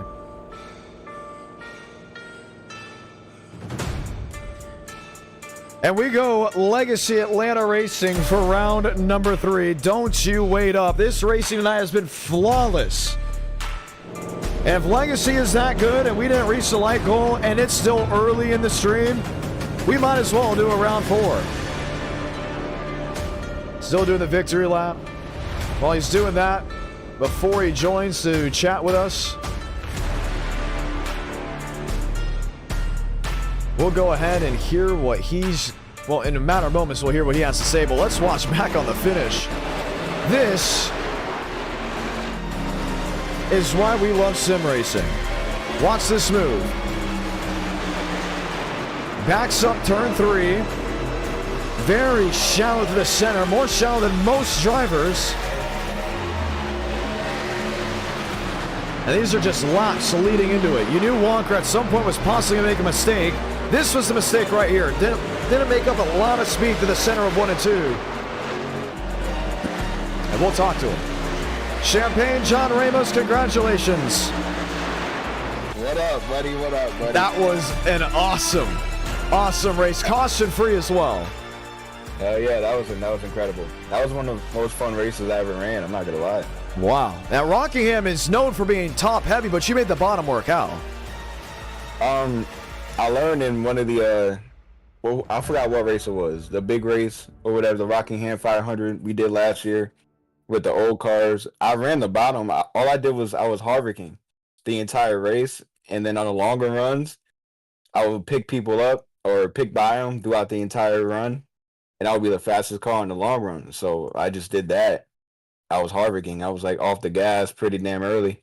Are you talking about from his Atlanta days when he would like basically lift by the start finish line or the quarter mile? Yeah. And then he would paint the yellow line on the bottom. That's what I did. I saved my tires and had the fastest car at the end. That is awesome. Well, we haven't heard from you in quite some time. What's new in the Champagne camp? It's been a while. Same stuff, working. I have to be up early in the morning. That's why I don't really race a lot. But hey, it's a new year, so I said, hey, let me get up here. Heck Let's see what's going on. And I want to shout out Kev because the last race at COTA, he sent me a picture of 2024 Jimmy Johnson, and he was comparing me to 2024 Jimmy Johnson, saying I'm washed. So that was kind of motivation for me to get the W here at Rockingham. Oh, that was pretty cool. That is pretty funny. Man. I did kind of do a little diss to Kevin Champagne and all the gifts I posted and how he doesn't ever want to do an interview. Oh yeah, he's soft. I tell him to do an interview all the time, but he be scared. So I cannot believe that. Hopefully next time. Hopefully next time, indeed. Well, we're glad you're able to race before you go to work. Always glad to have you and hanging out with us. Hell yeah, brother. What do you want to say to these viewers? What's good, the viewers? Long time no see. The GOAT is finally back. It's gonna be a long year. Are you better than Watch Joseph me. Armstrong? He was in the race, right? He was in the race. That's your answer. So, yeah, man. Hey, it's gonna be a fun year. Heck I'm yeah. happy to be back. We're Hell yeah, happy to brother. have you back as well. Congratulations. That was Justin Champagne. Aiden Walker, P2, almost had it, but came up short. What happened there? Just rear tires weren't there at the end. If it wasn't for that, I feel like I probably could have held off Justin. It's just my rear tires were so far off at the end. When I was talking to Dean and Mosh Pit, he said his right front was messed up, but my right front was kind of messed up. It's just I couldn't have gone to the bomb. Right. And things. When I ran the bomb for one lap, he still gained about 2/10.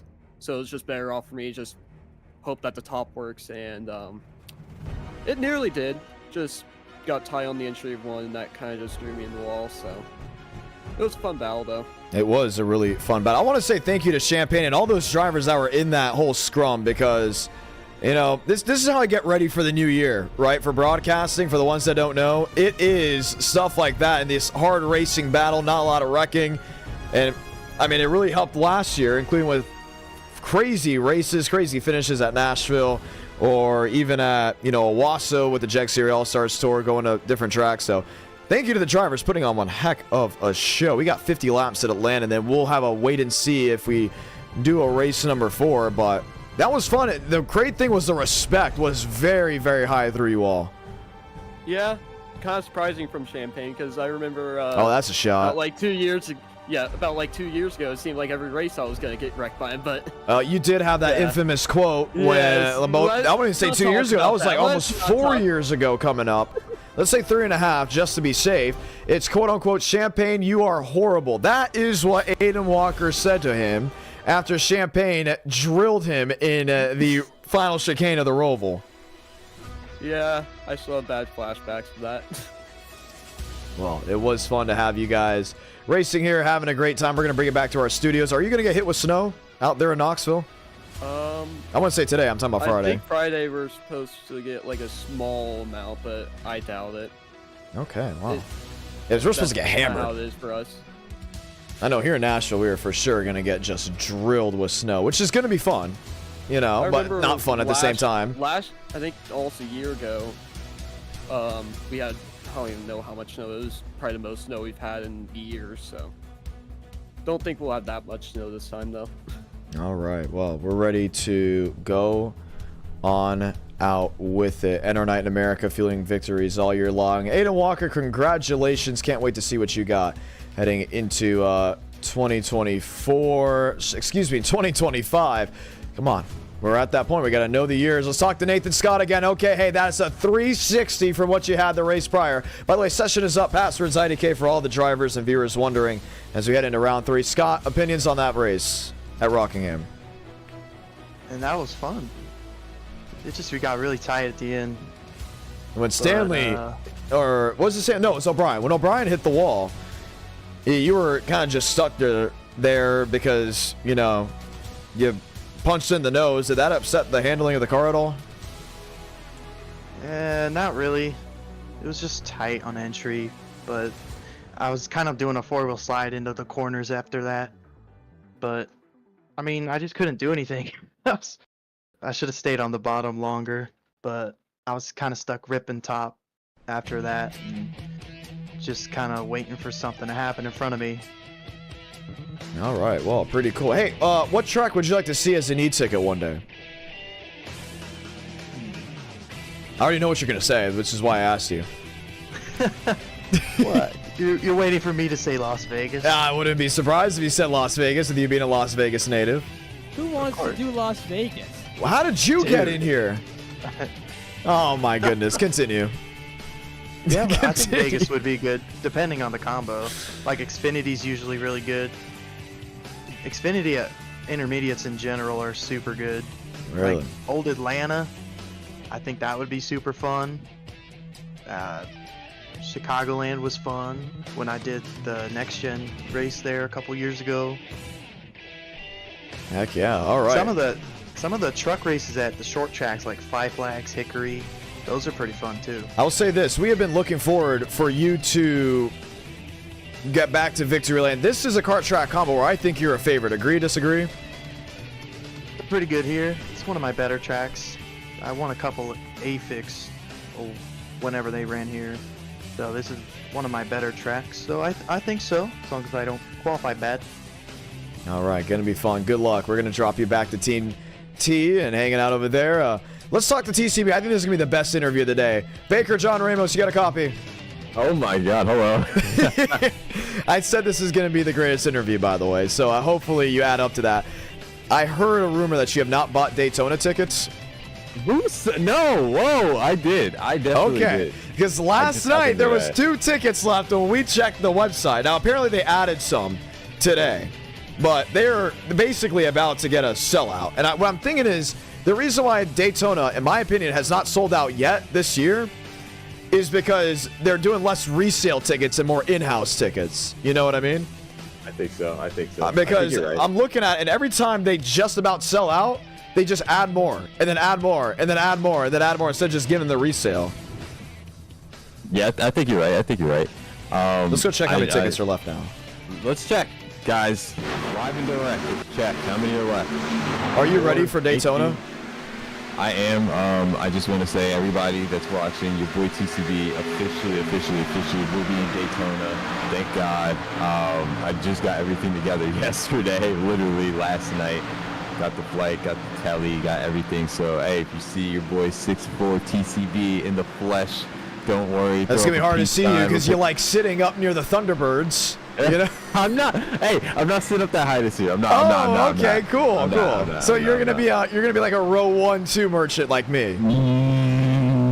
Maybe for the truck race. Okay, for the truck race. Well, truck race, we're gonna need to get the flag stand out of our way. We're gonna need to get that one out of the way. We may have to go a little bit more towards pit entry. You know. Yeah, I think so. I felt so bad because there was a wreck.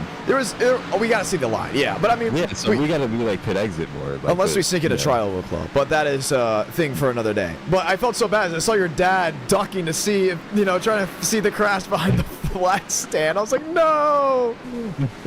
His first Daytona experience, the flag stands in the way. Unbelievable.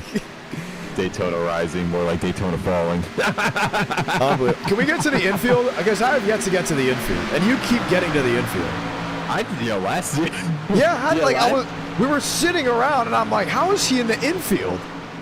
Last year, one of my boys just hit me up. He's like, yo, I got a ticket. You want it? Just sent it to me, and I was like, all right, cool. Yeah, hey, and then shout out to Getty Images. They found your boy TCB last year in the infield. No way. Start off my modeling career. Really? Yeah. Who's that? Let me ask how this guy got in here. Okay, hold on. Hold on. Get him out of here. You keep sneaking on in. It's very disrespectful. No, we don't like this. Listen, it is Ramos and TCB. It's the Ramos TCB show right now, right here live on IDK Player live on YouTube. Everybody hit the sub button right now. This is ridiculous. Everybody's sub right now. I don't know what race is happening. This is race 3 in Atlanta. Are you running it? I just came in here to say what's up. I miss all the guys in here. I miss racing at all. Definitely gotta get. We need to catch up. We probably need to catch up tonight. What time are you going to bed? Now. Probably after this interview. Probably after this interview, yeah. We'll catch up another time, no doubt about it. But definitely before Daytona. Yeah, definitely before Daytona. I got to race an NR race before Daytona. For sure. Yeah, man. Well, we're always excited to hear from you. Having some fun out here with Atlanta. Baker, always a blast, and I hope you have a great rest of your night. Thank you, too. I love my fans. I still love all y'all. Don't worry about it. TCB 25 comes back soon. Heck yeah. Continue to chat with drivers. Frank Horley, John Ramos, you got a copy. Big focus, bro. Did everyone just hear how disrespectful Frank Corley just was? He said, I need a focus, goes top of the board. Okay, he almost hit the wall. Yeah. Well, there goes the lap. Messing me up. Aye. Hey, don't blame that on me. I wasn't in control of the car. Can we do the interview now? Yeah. I was going to say congratulations on getting the 22.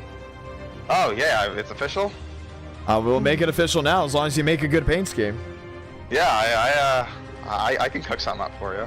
Demos did his lap on lap 1. Okay. Okay, so we're going to watch you. This is an iRacer in their element. Frank Horley. Frank, what were you thinking in that moment when you got loose off turn 2? Dude, I hear your voice blared over my radio. I'm like, oh my god, I'm gonna mess up now. And yeah, I did. So I gotta restack it and go again. Okay, restack it and go again. Let's do it. You got time? Yeah, we give you like what, 4 laps or something? Yeah, I still got 2 more in me. All right, here we go. I gotta lock in. Right here, right now. I know you feel it.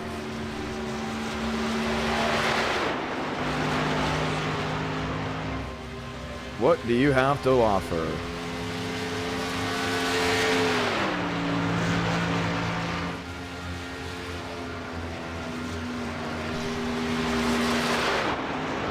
All right, top of the racetrack. Is that where all the speed is? I'm guessing it is.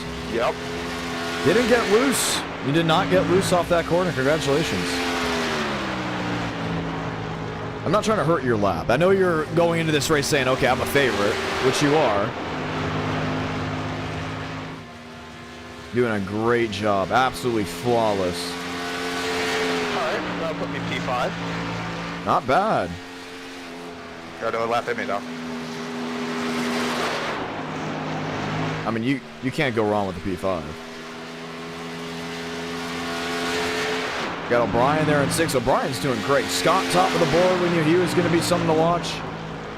Mosteller second. Horley, or are you tracking? Let's see. He's in the green, at least on our overhead. P1, baby. And Bomar, damn it. Not going to happen. James Bomar, top of the board in 20, as Horley will go to P2. P1 and then Bomar, Alright, well, we're starting P2.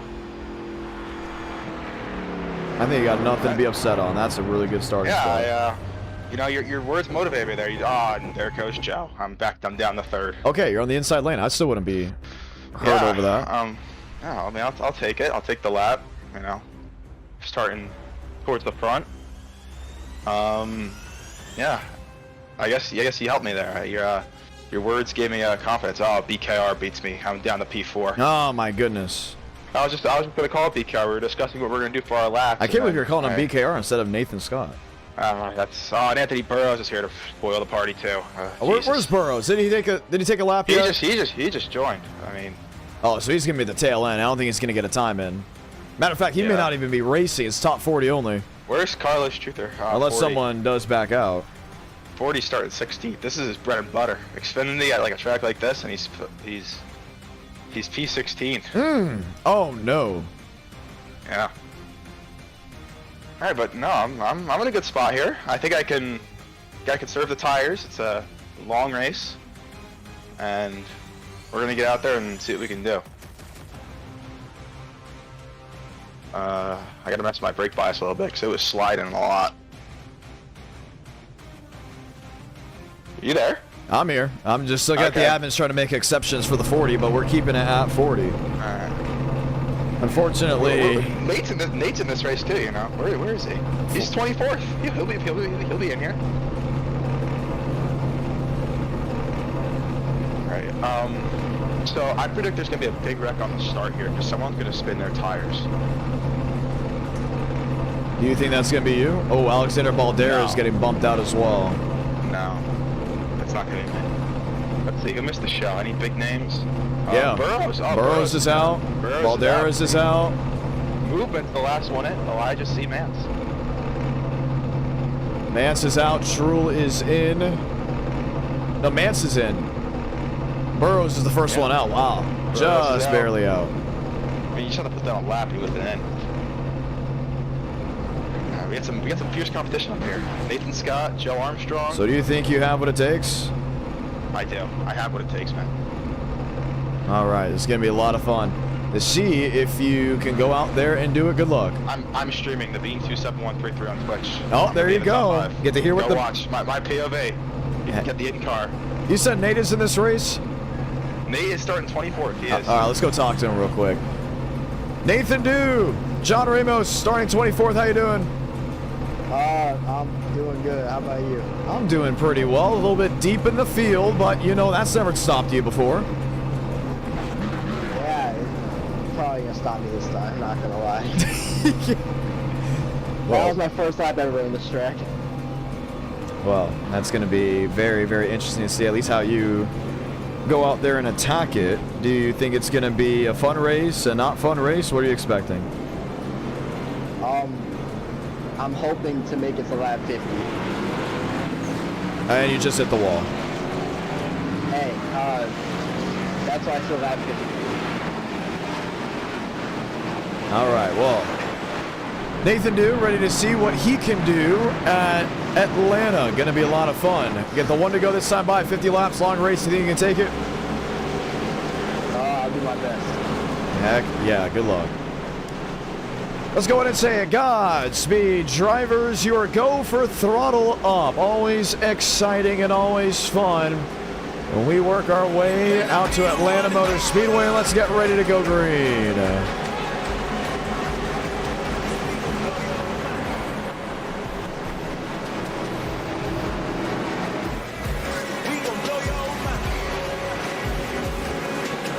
Nathan Scott, the Ford on the inside. Joseph Armstrong will be starting from the rear, so it will be now Frank Corley on the outside. That is for the front row. Fun night of racing it's already been. We expect it to continue as we light the fuse from Atlanta, Georgia.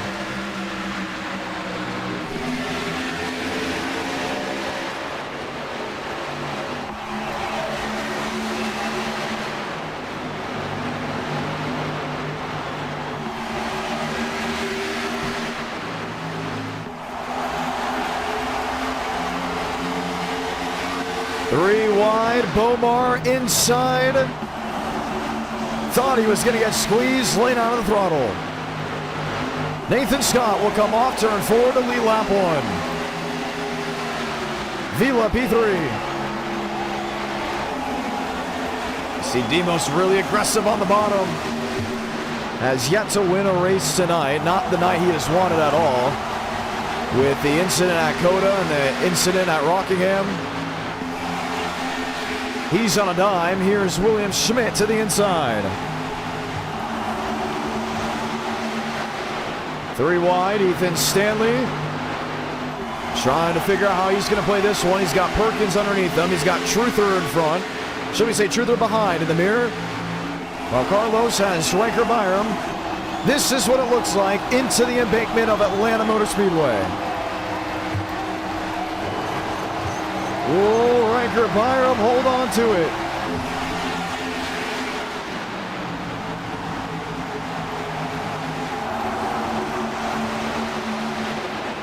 Thurston 96, Schmidt in the 7th spot in 79.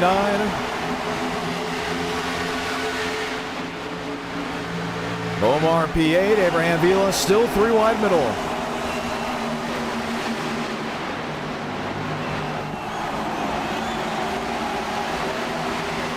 Oh, trouble. Caden Perkins outside wall on the 88. Got loose off turn 2. Everyone finds the way through. O'Brien, Truther, Jaden Arena.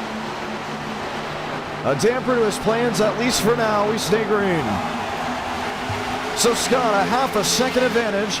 This is the fight for second.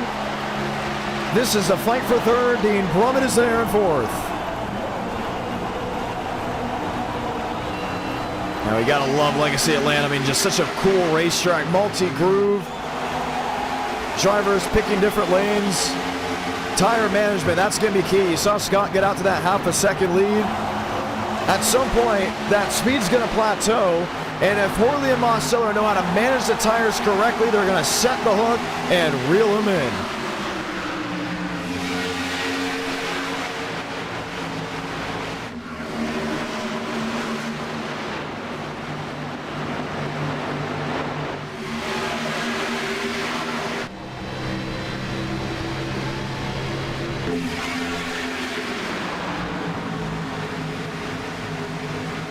Two by two. Schmidt on the bottom, Bomar on the outside.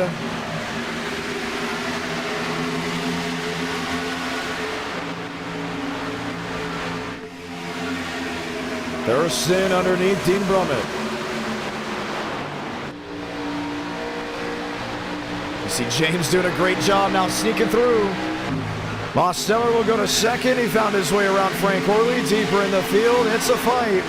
That's Jason Beckman, Nathan McLaughlin. Even farther back, Bryce Ben, Jeff Perchatsky just making contact off turn 2. If you want a race 4, it's time to like it up. 43 to go. Truther and Stanley, this is just outside the top 10. Most of the drivers navigating to the inside part of the racetrack.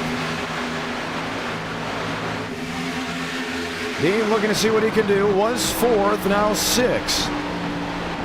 With Schmidt in the Supra. Watching on from still that 7th position.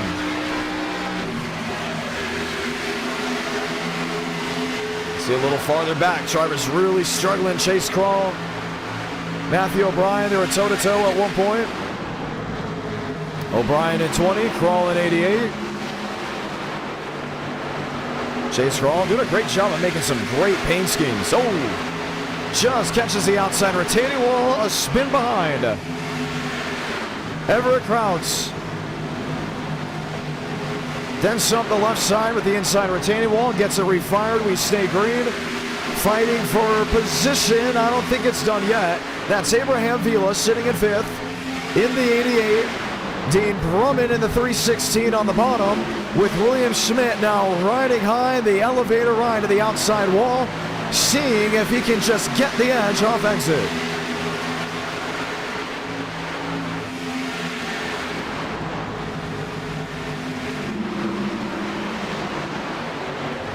And just works back to that bottom. That made me saying, man, Frank Horley, wasn't he so fast in qualifying? Why is he back in the 4th spot when he just started on the front row? Shouldn't he be with Nathan Scott? Shouldn't he be with some of these guys? The big thing is tire management, and when you listen to the throttle input to the 22, you hear he's gliding. He's gliding in and out of the throttle, doing what he can to not destroy the tires any which way. They want to keep it as pristine as possible. Because if the long green flag run does come, which it seems like it could be arriving at any moment, Scott may be the first one to fall. Then Mosteller, then maybe even James Thurston. So for Horley, it's about managing as long as you can, because this is a longer race, not the 40 laps like we had at Rockingham. This is 50 laps at Atlanta Motor Speedway. And he knows to get to the end, including with a long green flag run type race, tire management is always the key for victory. Meyerman 11th, Stanley in 12th, Jaden Reyna, there he is on the scene in 14th. Well, should we say now in the 12th position, 14th going to that of Matthew O'Brien. O'Brien kicking it back with McLaughlin, Crawl and Morrow.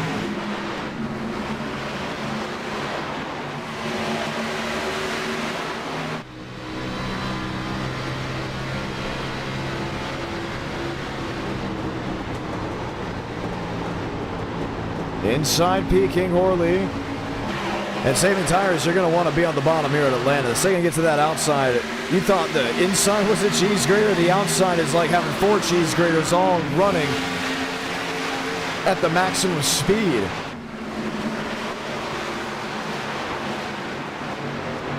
And it could be in a hurry. Thurston. Just thinking about it.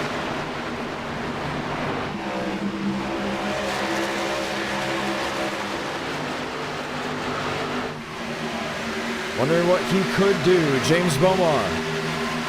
Aiden Walker, Carlos Truther. All in a single file line. This is Racing at Atlanta Motor Speedway. You're watching NR Night in America live on the IDK Player YouTube channel. I'm John Ramos, the voice of NR. Saying hello and welcome to all who may be attending or watching, should I say, back at home on the live stream. 3 races only scheduled for today. Still scratching the head if we will get that 4th race. Currently working 9:14 Central, 10:14 on the East Coast. We're watching Bomar and Schmidt possibly get ready to fight toe-to-toe.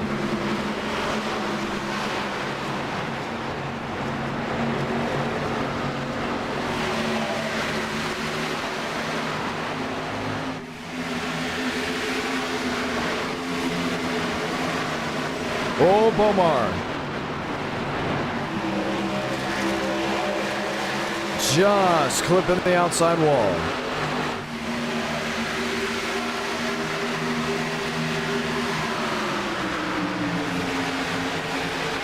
He's been in the wall a couple times. I mean, that's how he lost Rockingham. Got way up to the outside retaining wall and just could not let loose. Hayden Walker, a blinking Carlos Truther.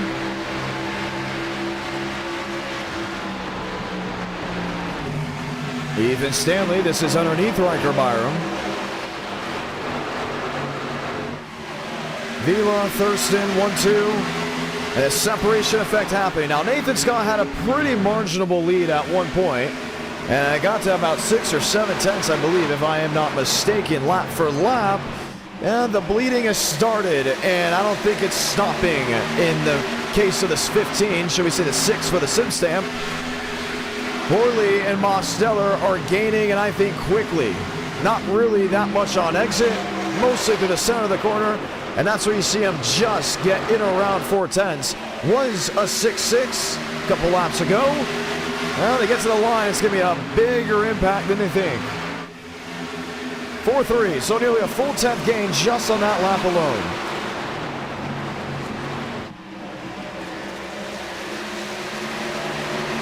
Andres Varez on the outside.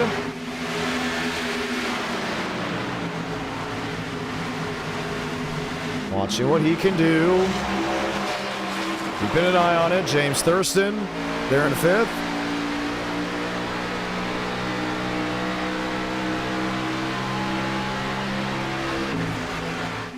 .31 to go.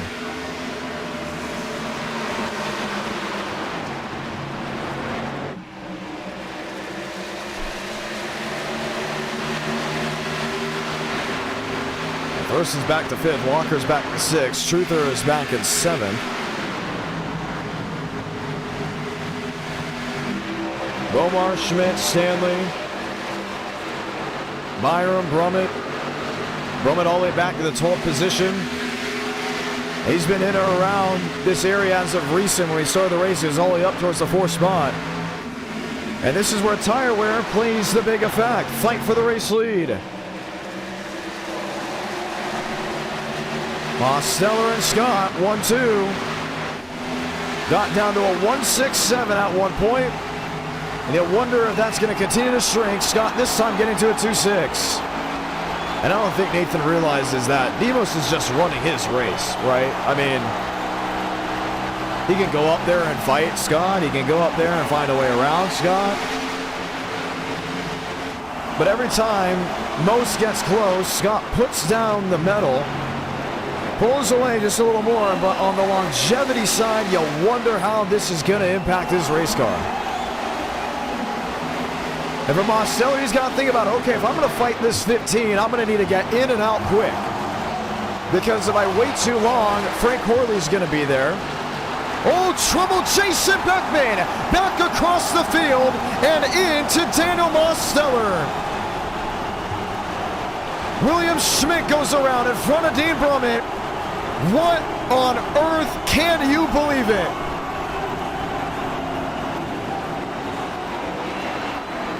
And the 87 is junked. Wow.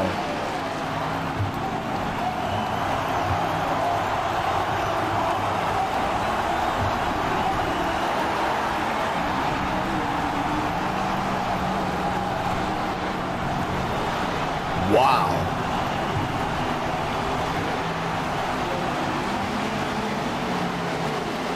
It's done. Watch back on the replay. I cannot believe that.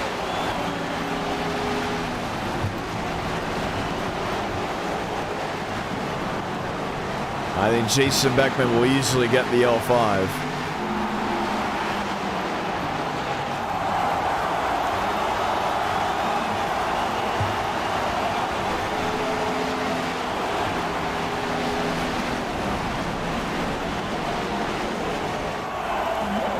Wow.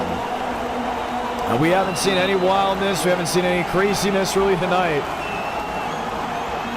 And this comes from a driver that you don't expect that at all from, ever.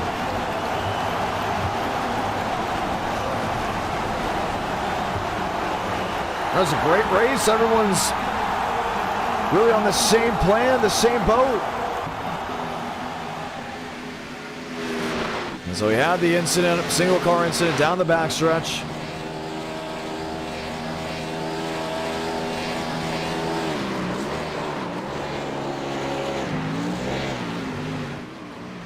That tends to dirt track it.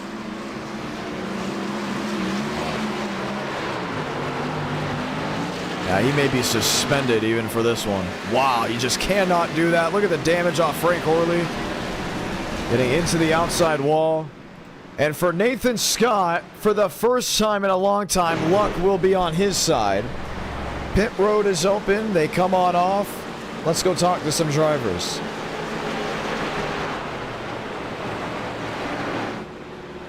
Demos, don't expect many words, but it all happened so sudden. Yeah. I saw him drifting on the apron, and I was thinking to myself, surely not, surely not. And you don't expect that from him at all. I was very surprised. I mean, you always think the worst in those situations. Yeah, I saw him overcorrect, and there's nothing I can do. Hit the wall.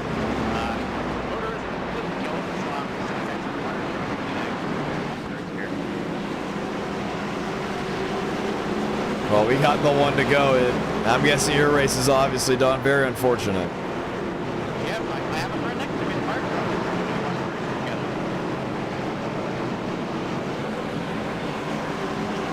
Cannot believe it. Frank Horley, John Ramos, how's the car? Wow. Okay. Competitors taken out with 25.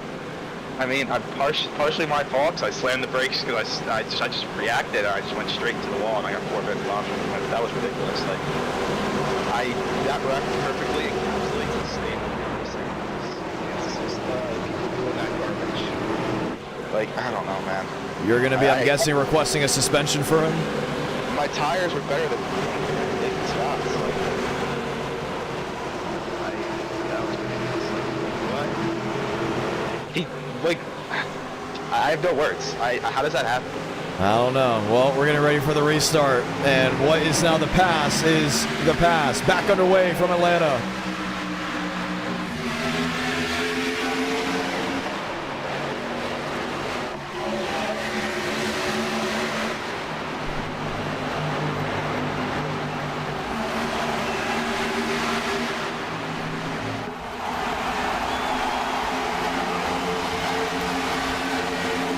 Scott versus Walker, race lead at turn 3. James Thurston there in third. Oh, there goes Thurston with Theta Walker, the drive into the grass. Saved it. But we'll lose all that track position. Carlos Truther, P2. Bomar Vila.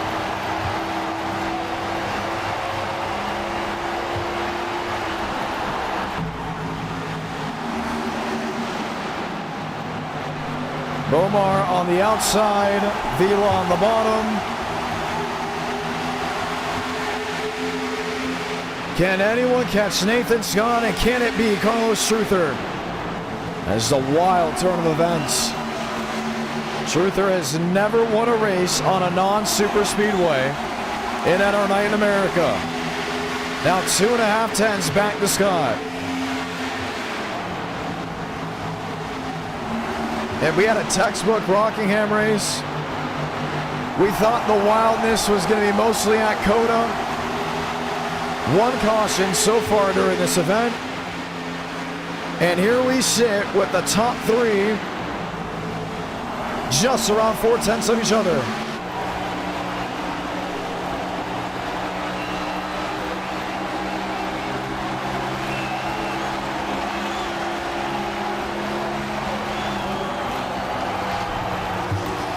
And Truther continues to blink. He's going to get penalized if he doesn't fix it.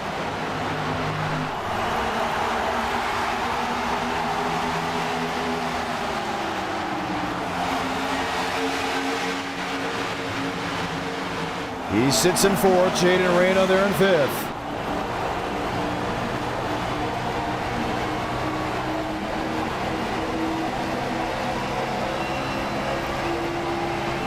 Truther, the throwback from Ryan Newman's 2013 Brickyard 400 win car. And now Truther will drop back to fourth. Bomar into second, the Crown Royal 20. Can something else happen here late? 19 to go.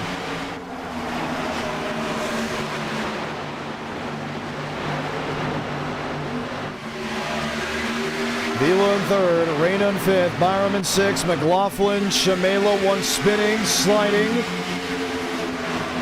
And it may have been Connor Gray. Was able to save it.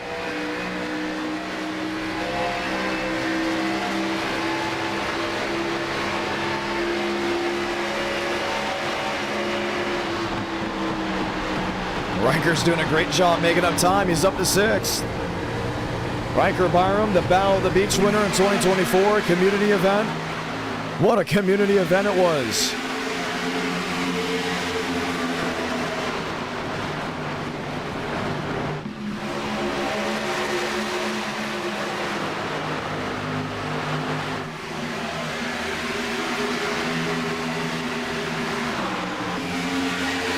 $17 to go.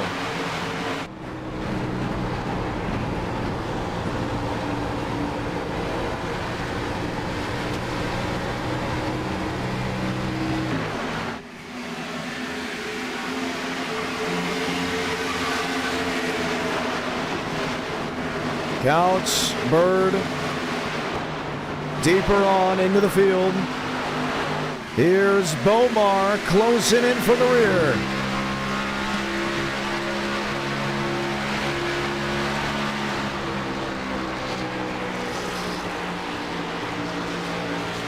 Underneath Scott. Scott the drive off exit.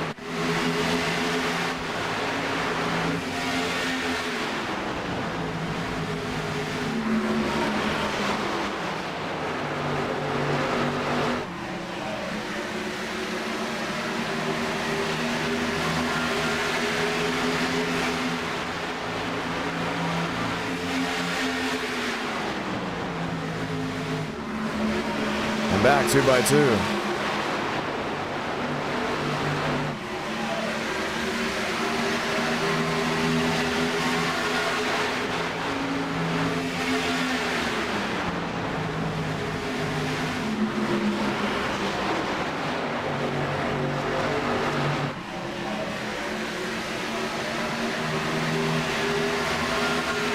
A lot of things still have to change. The big change now, Abraham Vila finds his way into second around James Bomar.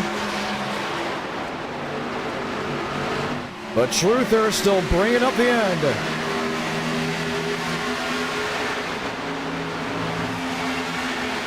$14 to go.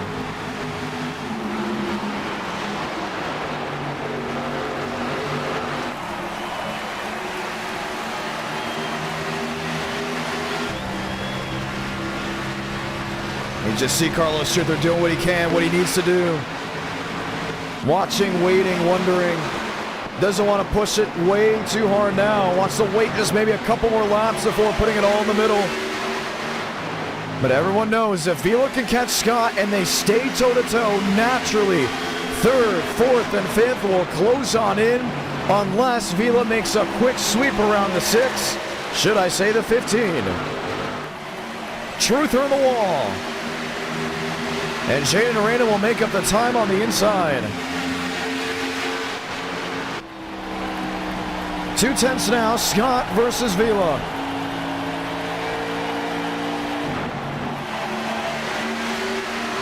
So it's just about watching and waiting. What can you work with? Can you work with anything?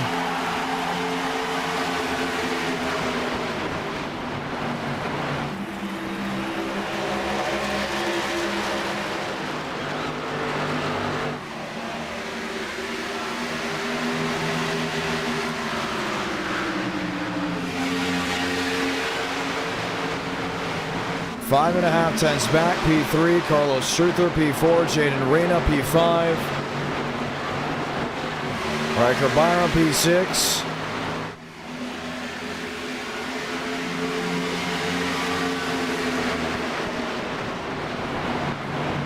and Nathan Scott doing exactly what he needs to do, keeping that distance to Vila and Bomar.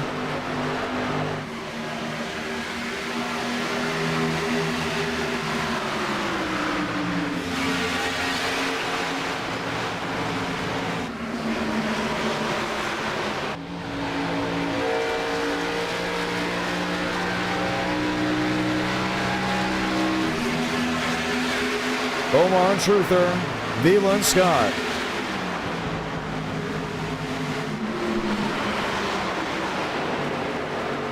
Nine to go from Atlanta. Top four under 7 tenths of each other. And they're starting to make mistakes. You just saw another one there by the 20. Abraham Vila making up the reins, making up the time in the middle.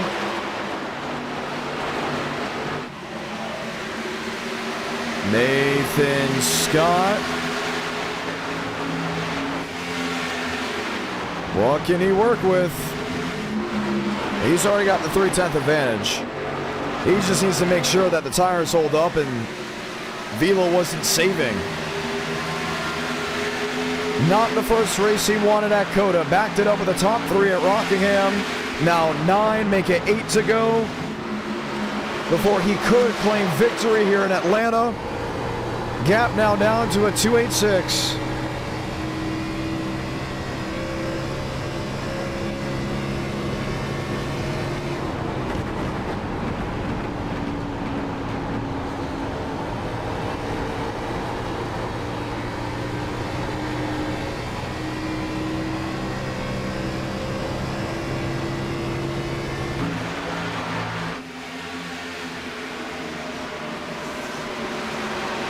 Bomar and Truther.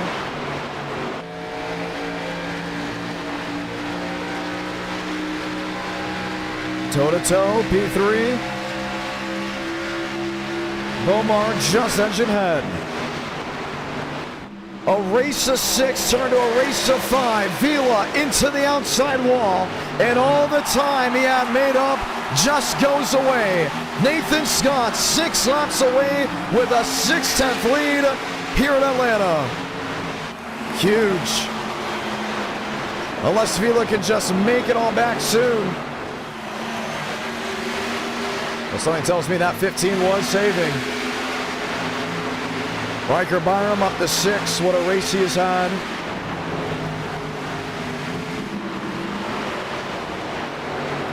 Vila back to 4 tenths. Now he's got to push it. He has no choice but to push. But can you make up half a second in 5 laps? That is a 10th a lap, and then you gotta pass him.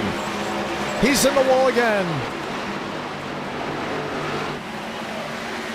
Desperation turns into a mistake once, then twice. Bomar's in 3rd. Truther holding on, maybe for a top 5. Jaden Reyna sits in the 5th position as Nathan Scott, the driver from Las Vegas, Nevada, sees the 4 to go.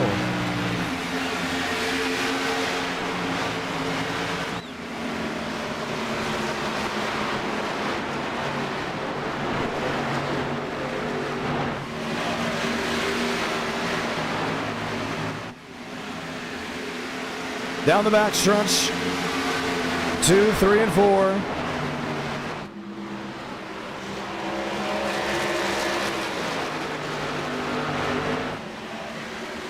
To the line, 3 to go. And it's great to see. It's great to see all this excitement. These different winners, hard winners. Just that controversy that you saw earlier. that will be remembered, no doubt about it. Scott down the backstretch with Abraham Vila, with Bomar and Carlos Truther. Jaden Arena sitting in 5th. Come to the line, 2 to go. And even with Vila hitting the wall, he didn't exactly drop back to a large position. So somewhat keeping it in range.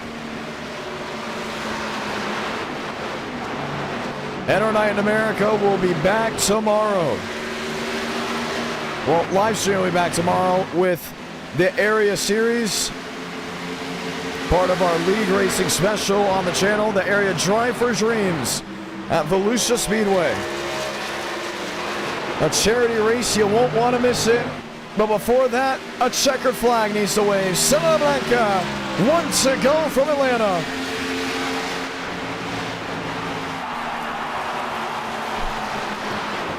Vila working bottom of the racetrack. Nathan Scott working top. Half a second.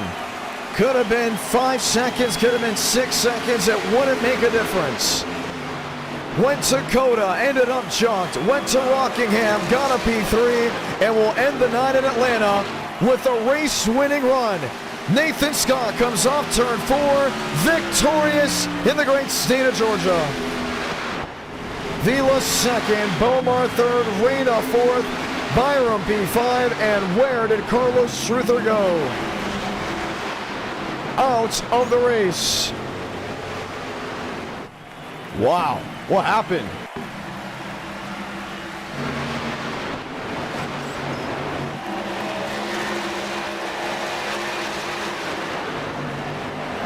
I'm guessing he may have just gotten that wall one too many times.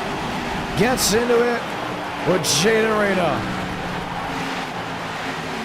Scott victorious. And for all the viewers that have hung out, this will be the final race of the night because we will be back tomorrow. And now everything that we have right now needs to move to the tomorrow production, which we're very grateful for. Everyone hanging out with us tonight. Thank you so much to all the viewers that stuck around this Tuesday night edition of NR Night in America.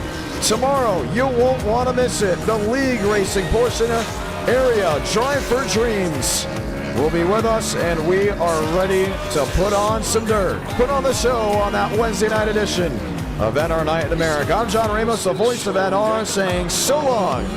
And if we don't see you tomorrow, we'll see you Friday night at 8 Eastern, 7 Central.